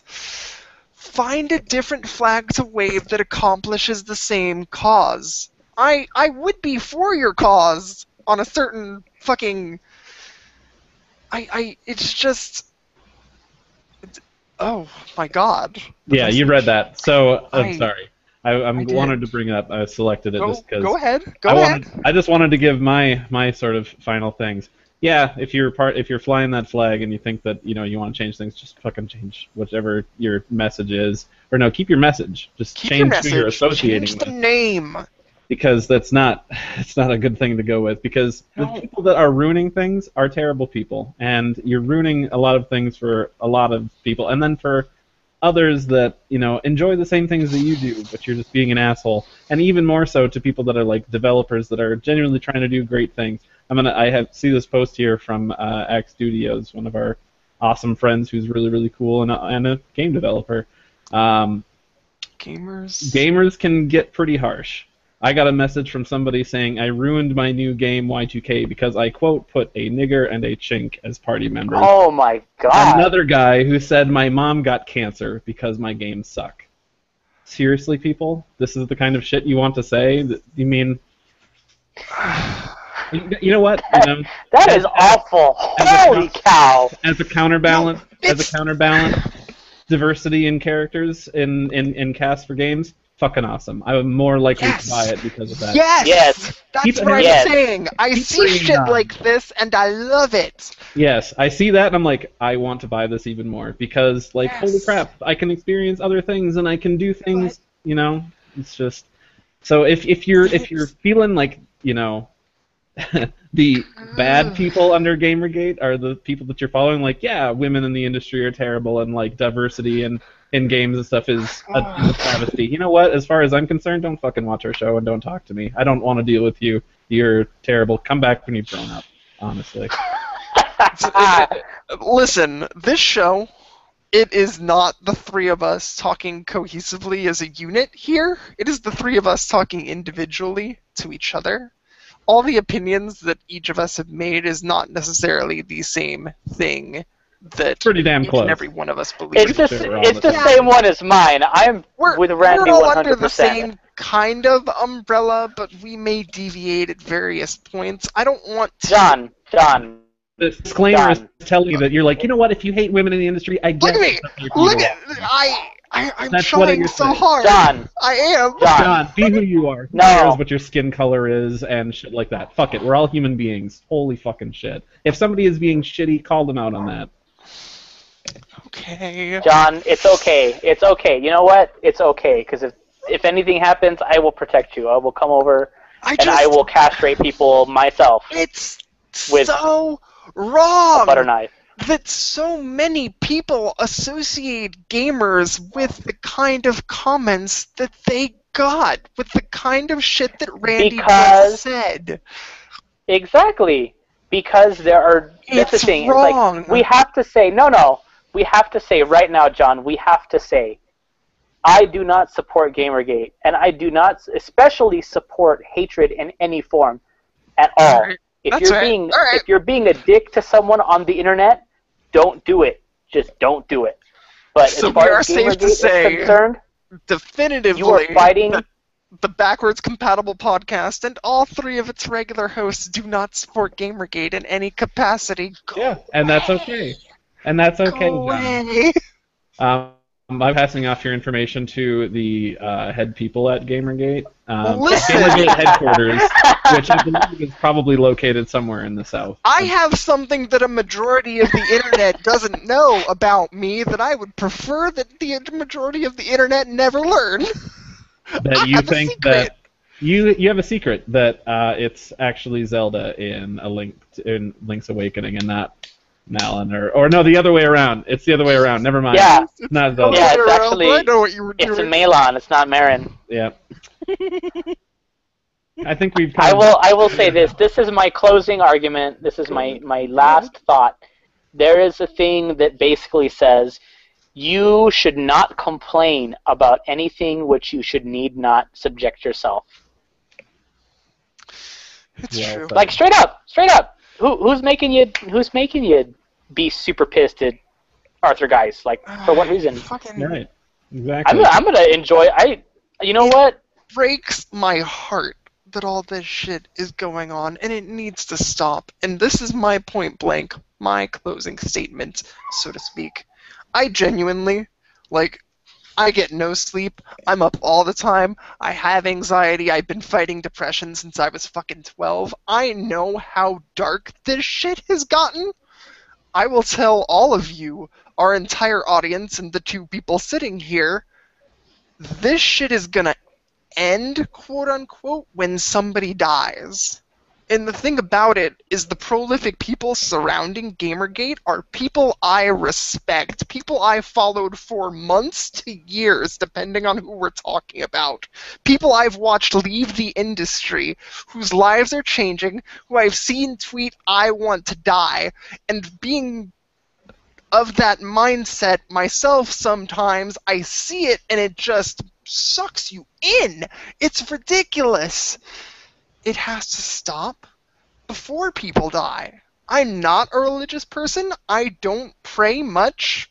But for God's sake, every single night that I see this shit, I look up in the sky and I say, don't let any of these fucking people die. Because I know that is what it's going to take for the fucking message to get through to some of these people who are so unbelievably twisted that they believe what they believe about no harassment ever happening on one side or the other side or whatever the fuck. It's gone way too far and it just needs to stop. I just want it to stop so bad. That's that. That's that. Soon, John. So hey, we talked a lot about people that suck and people that got angry over video games because they're stupid. Let's talk about fun things with video games. How does that sound? Yes, Damn right. I'm so hyped for that. Good. We can get on But to what seriously- games are supposed to be about. Having fucking fun. Seriously. Just as a real quick though, I want to say, man, that to Axe Studios, God, that is terrible, but you guys do great work and keep doing it. Don't worry about that, dude. Please Yeah. don't. You've got us that are like, you know what? Keep Yeah! going. We love you more for it. Rock on. Also, when I said the headquarters is probably in the south, Deco says more like located in a lot of parents' basement homes. Oh! Basement. God damn. Home run. Super great. So hey, let's Home talk run. about some other crap that we talked about before. I want to get it out of the way because I know that everybody is sick as shit of hearing about it. So hey, Final Fantasy 13 on PC. It's what? I'm so What? happy, Randy. I'm I'm so gonna happy. go from Like, genuinely, there was a smile ear to ear from my face that Good. you're experiencing one of your favorite games. I am. I'm happy. I'm dancing for you, Randy. I am. severely enjoying one of my most favorite games of all time because Jesus, this game is amazing. And then you know what? Maybe I'm causing more hate. People be like, "Oh, Gamergate," and they're like, "No, somebody that actually likes this shitty thing." What do you mean people like vanilla?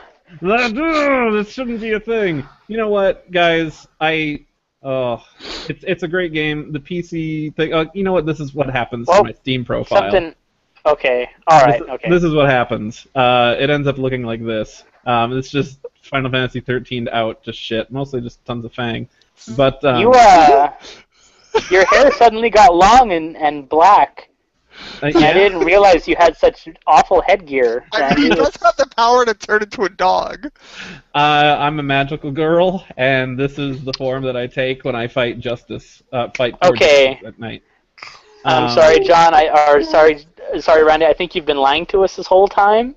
I'm actually Katy Perry. You've been lying, yeah. Your sister's Katy Perry, dude. Shut up. Oh my god. So anyway, it's good stuff. I mean, there's the one thing that sucked was the PC port. Like I said before, it was like, oh, is this going to be this is probably the PC port they were working on back in before it was released on home consoles. Apparently not, because there's nothing to it. Like, there's no selectable options for anything. It's like, do you want to play the game in English or Japanese? Cool, have fun. Like, okay, Usually there are things like resolution settings for whatever monitor you're using, and shadow levels and all this other ridiculous crap. There's nothing for that there, so it's kind of like, oh, that kind of flows. But honestly, it's no worse than the console version. So I mean, it runs at 60 frames per second, which is great because the console version ran at 30. So it's like, oh, smoothness. And then also, you may have heard back, like a year or so ago, Dark Souls finally came to PC, but the port was actually pretty shitty. And there's plenty of gaming journalism sites that reported on this guy who had made this mod to basically make it a lot more PC friendly and make it easier for people to basically optimize for their system by the name of he went by the name of Durante, and his mod, which I think is it's Gedo Sato, which stands for like generic something or other. But he's like, oh hey, look, Final Fantasy 13 had a shitty PC port. I'm going to make a mod for it to fix it. And in the day, he had one out. So it's like, oh, awesome. So things are going super well for that. And, I get to experience I'm not going to lie, my favorite Final Fantasy of all time, Suck It 7, and 6. Wow, you're just angry. You're an angry man today. No, I'm not angry. I mean, people can enjoy 7 and 6. That's great. That's their favorite. I'm just saying that a lot of people give 13 hate when it doesn't deserve it, and it's a really super great game. And it's fun time. I spent 11 hours on it, Twitch streaming it. It's super great. If you've not experienced it and you have a PC, I would definitely say go for it. It's like $14. That's pretty nice price. And you can watch Randy play it at twitch.com/saber_breaker. Twitch.tv. When he can get it to work. Yeah, when I can get it to work. Otherwise, find me on YouTube, just Randy Thompson, or whatever. It's there because I'm uploading it there. Unfortunately, YouTube announced in June that they would be having 60 frame per second video support natively on YouTube, and now it's October and it's still not there. So all the uploads that I'm doing are at 30. So you're not really seeing anything different. But hey, it's 13 and it's good times. It is. So yeah, I would say go for it. John, you should get it. I will gift it to you. You should play it from beginning to end. And then I will get you 13-2, and then I will get you Lightning Returns, and then we will have beaten that before Chris plays Lightning Returns. Andy, oh, shut up. I'm not forcing you to do anything, John. No. Time permitting. Uh-huh. Time permitting. If you gift me Final Fantasy 13, if you put it in my Steam account, it happens because you like it so much, because you're one of my best friends, because I hurt Randy. I will give Final Fantasy 13 another try for your sake. I'm not going to go out of my way. Right. That's totally something that's going to happen. Like, friend of the show, Haley, has been playing through Final Fantasy VII for the very first time lately. Wow. And that is inspiring me to go through that game, even though I've had my fair share of things to say against it in the past. Because I know you like it so much, if you put it on a platter for me, it'll happen, Randy. I respect you. I do. Cool. I also want to get back to playing 7 again because I also have that on Steam, so I'd like to go through that for like the 18 billionth time because I like 7, I really do. But that's good to know, John. We can all experience it, and we can talk about the wonders of Vanille and Fang and Saz and the And how entire much I goddamn cast. desperately want them to make sweet lesbian love together. Oh yeah, absolutely. I'll say it. I don't care. True, exactly. They're my sweet crystal lesbians. Anyway, Oh, Jesus. another Hey, game. come on, they're an item. They're totally an item. They're just yeah. who does not know? Yeah, exactly. It's not like in your face, like, and there's Vanille fingering Fang again. That's not All talk about Terra Battle. Yeah. Okay. So let's talk about Terra Battle. John desperately tries to change the subject. As soon as it gets potentially adult, he's like, none of this. Virgin ears. So hey, Terra Battle. He's gonna Chris, Terra Battle. you and I've been playing Terra Battle, man. Yeah, we have. I totally have. I know you have. Yeah. John hasn't. I've been playing a lot. Like, I stayed up super late last night because I went to bed at like midnight, my normal time. Did you really? Wow, you were. Yeah, so I went to bed at midnight. I didn't end up turning off my phone until 1:15 because I was playing Terra Battle the whole shit. time. Wait a minute. It's on Android platforms, too. Yeah. Yes. Don't you have like a tablet or something? I have a tablet. I Dude, can play this fucking game. Start playing this shit right now. I knew that it wasn't going to be like a standard JRPG turn-based battle system sort of thing like Final Fantasy is because in case people don't know, Terra Battle is the newest game from Mistwalker, people who brought us The Last Story. So this is what they've been working on since.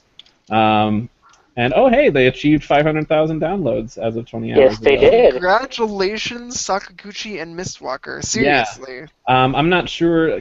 Chris and I had talked about this before. One of the things that I've really been impressed with is the music, personally. Even the stuff that's not by Uematsu. Actually, I haven't experienced any Uematsu music in this yet. But I dig it, and the battles are fun. And like once I got the hang of things, I've really been enjoying it. I go back and I play old fights just to level up new characters that I get. And the only, I will wait to say what my criticisms are because I know that Chris also has criticisms of the same thing. But you've been playing a lot, so you tell other people what you're thinking. Being a Mistwalker game, I think that's the thing that kind of throws a wrench in it for me because it is Mistwalker and I expect the world of them. Mm-hmm. Because I didn't even play The Last Story, and I heard good things, but for me, Mistwalker definitely brought me Lost Odyssey, and I absolutely love that game.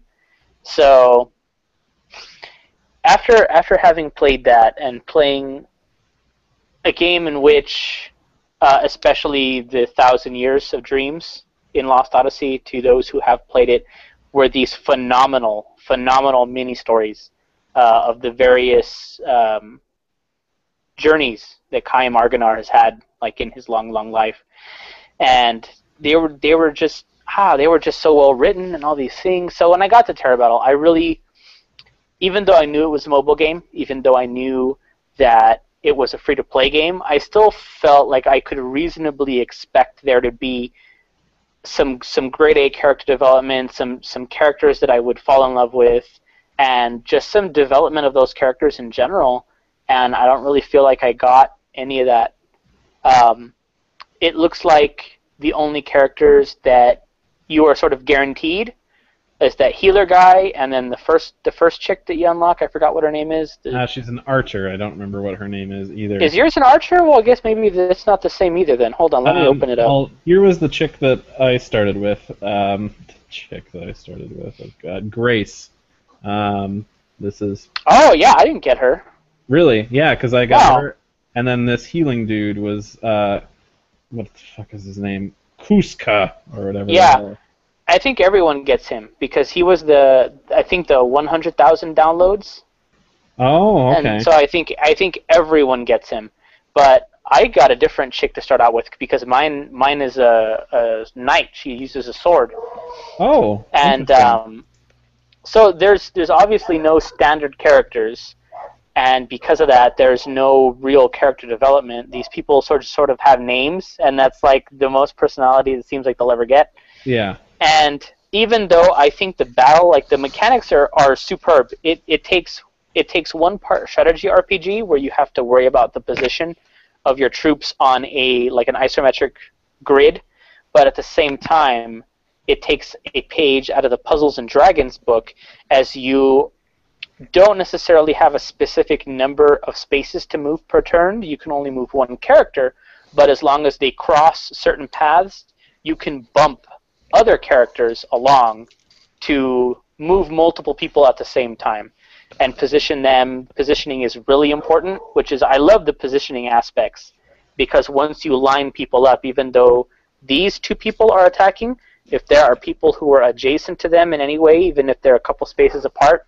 they can still contribute to the battle by boosting those characters' attacks. So I think it's spectacular. As far as strategy RPG, I think it's really solid for a free-to-play game. Oh, yeah. It's just the lack of story and the lack of characterization just kind of... I think that whole thing with, not having standardized characters for everybody is kind of the thing that kind of stops the story from ever developing. And, I would hope that, because they want to do a console version, should they get, 2 or 4 million downloads?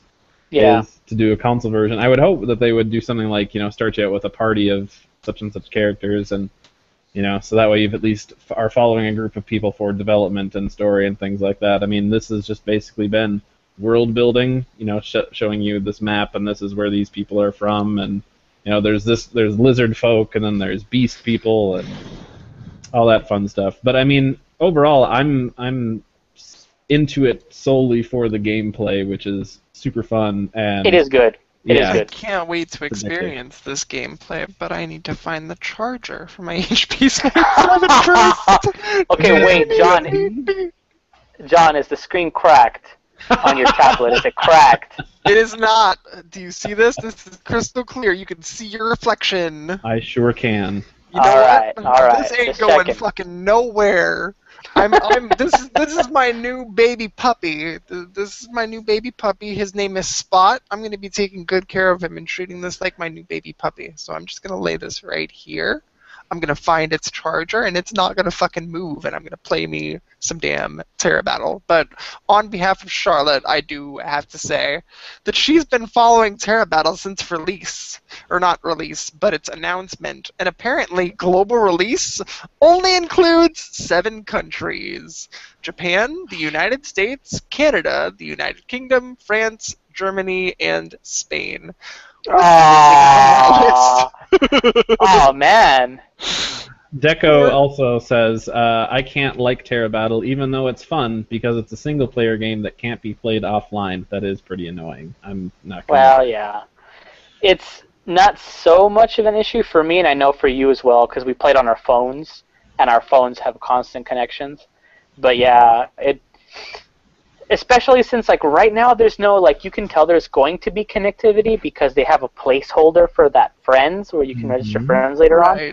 And they said supposedly there's going to be multiplayer duels where you and an opponent can go after each other.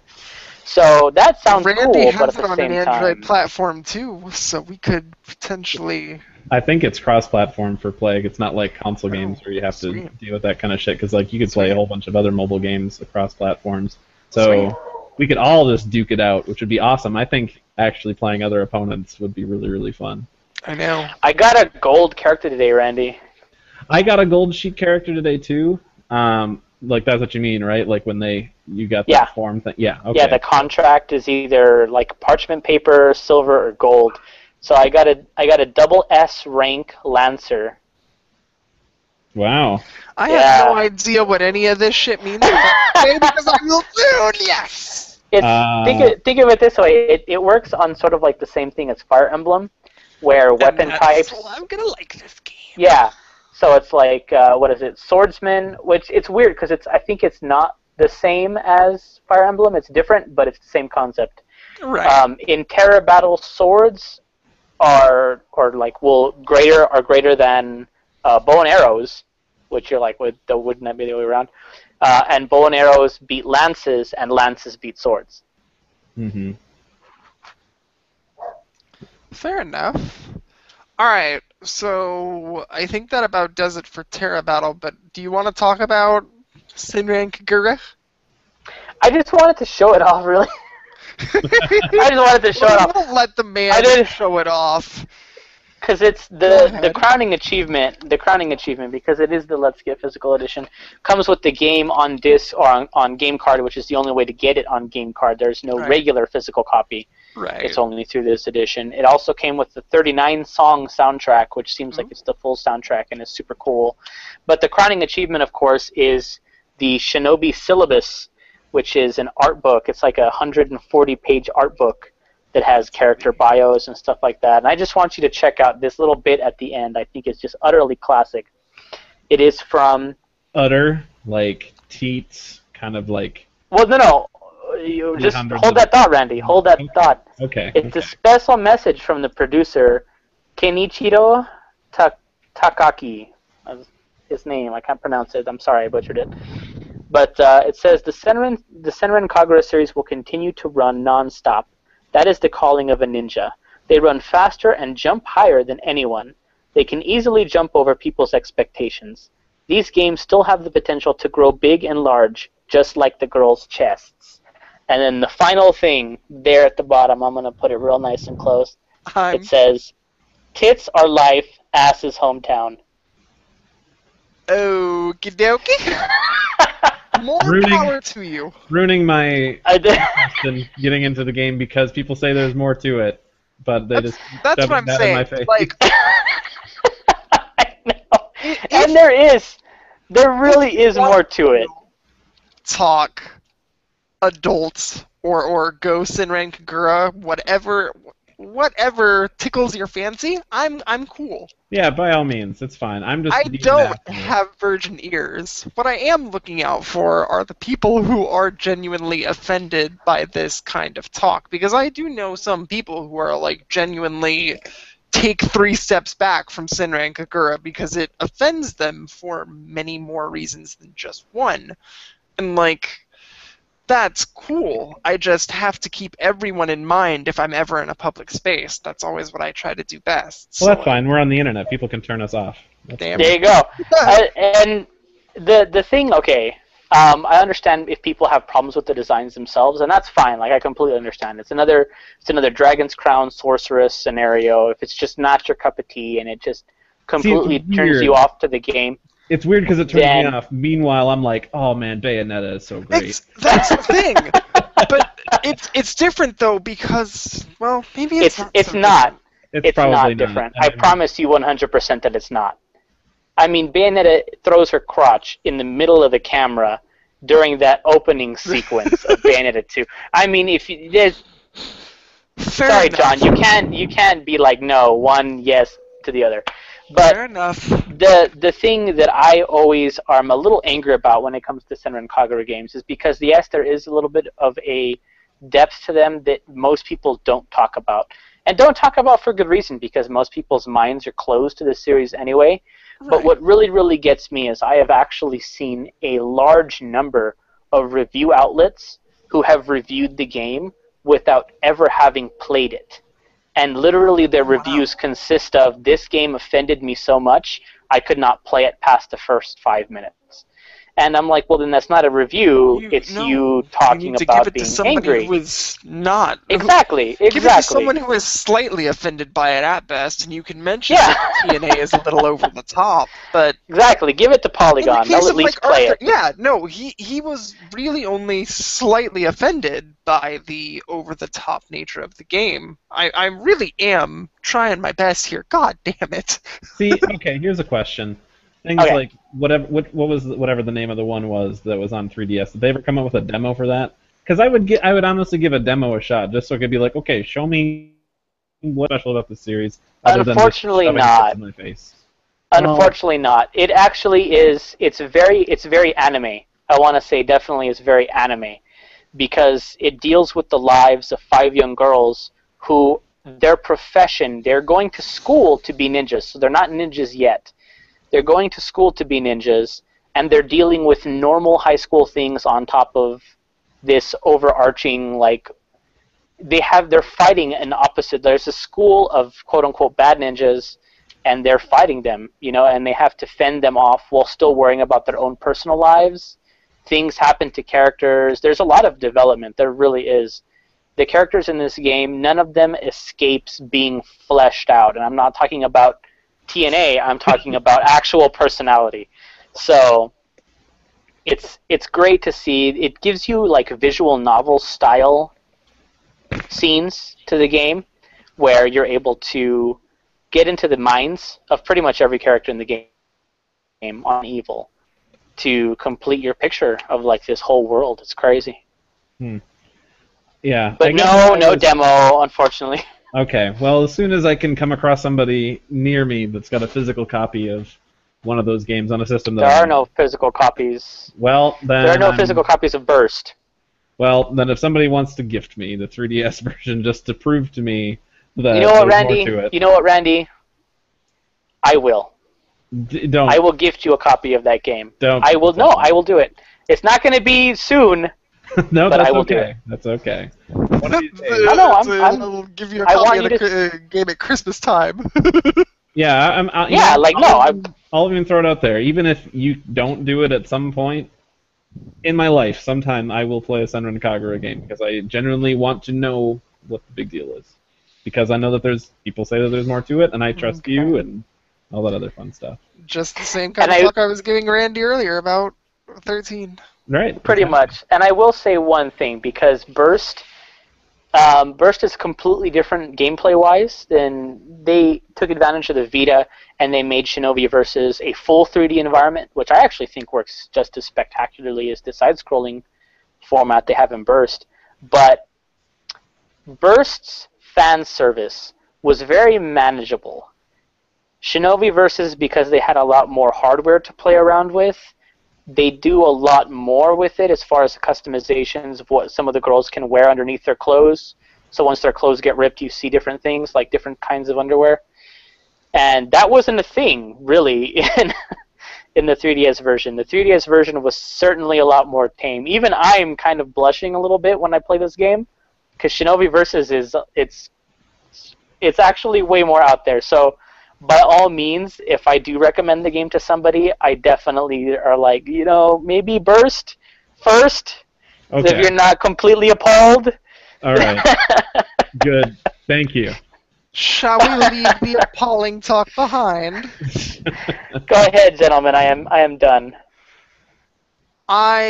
We've kept these poor people here long enough, so I think we will forego the Aldnoah.0 talk until Jared can join us proper, and we can all that would be great, actually. bask in the glow that is that wonderful, amazing, heart-wrenching, goddamn show. You know I miss what? that dude, man. Tell you what, I mean, we could do, it doesn't have to be our regular time, because I know that, Jared has his schedule for things and whatnot, and, we all have our own things. If you want to do Aldnoah spoiler cast, or we just, go through it and talk about everything, I'm down. Cause... You know what? You guys should do that. You guys should totally do that, because when you talk about Aldnoah.0, I'm just going to be like... Okay. Sure. Yeah. All right. We ought to get that done sometime in the not too distant future, because I do have a lot of time off. I'm not working again until next Thursday, so I actually do have a lot of free time.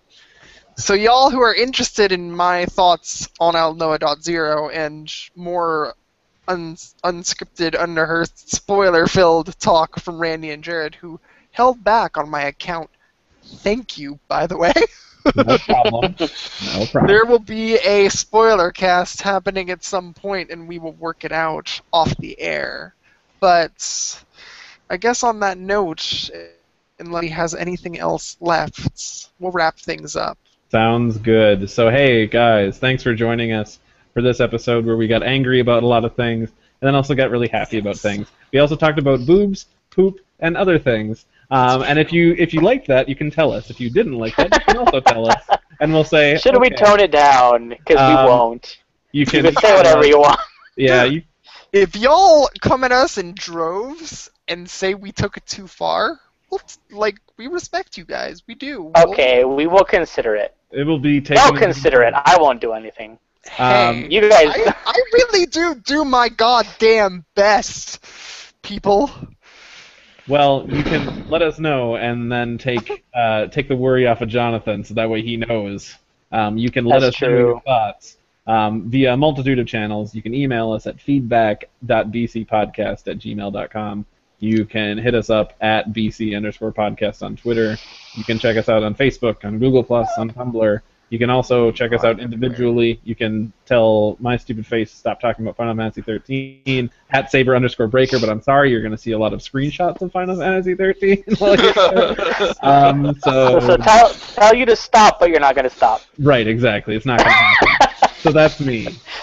You can hear my peaceful coexisting messages where I really do thank people a lot, especially Axe Studios, who has done something pretty fucking crazy tonight, and I can't even because I'm reacting to this shit live and trying to hold a poker face.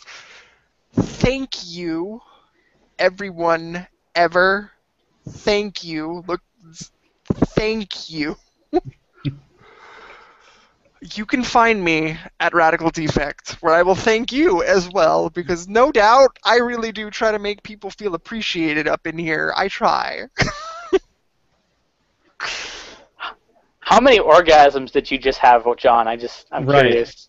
Yeah. I counted at least 2. Suffice to say, he wasn't kidding, and I no longer have to make a choice between What? Bayonetta 2 and Like, Fantasy for real, Life. that's super, guys. Like, go out and buy Axe Studio games, listeners. That's super cool. That's super cool what they just did, and they didn't have to. So My God. Anyway. support them. Support Yeah. them like crazy. And I am Wildcard Corsair, and you can follow my Twitter at Wildcard Corsair, my Tumblr for happy hometown and life, and tell me to shut up about that if you want, but I probably won't listen. Good. And just whatever. Come at me. You know what? I'm pretty understanding. I'm a pretty understanding dude. I'm friends with these two schmucks over here, and Lord knows they're both awesome. Oh, So like, I was gonna insult you, but I couldn't. jeez, you're far too kind. Oh, so we're going to leave off then with our audience question for the week. So everybody, tell us, if you could be dropped into any movie, TV, comic, or video game world, what would it be? And you know what? Tell us why, because that's even better than just giving us one word or 2 words or whatever. So yeah, we're going to leave it off there, and that's the end of our show, guys. We'll be back next week with more fun stuff. It's So- true. Get hype, and we promise, unless something terrible happens with a certain gate, we won't be talking about that much anymore. Yeah, we've got it. We got it at the system pretty Yeah. much. There's And nothing that's really the thing. We've been pretty much holding this kind of talk in for the better part of a few weeks, besides Chris giving us our daily dose of how to not be a dick on the internet. Mhm. But at the end of the day, we're human too. Every single one of us, game publisher, indie game developer, big game developer, we're all human beings. Damn right. We're all human beings, and I love the human beings who will indulge the 3 of us, or in particularly my dumbass, for as long as I go on these fucking shows, man. 20 minutes, 30 minutes about fucking Pokemon and God knows what else. I love you guys. Thank you so much for listening. Seriously. Tell you what, you keep wearing that Eevee shirt, and I don't know. I just may react a certain way every time. I know, I'm having a reaction. And with that, we're going to say goodbye. Yeah. Bye. Bye, people.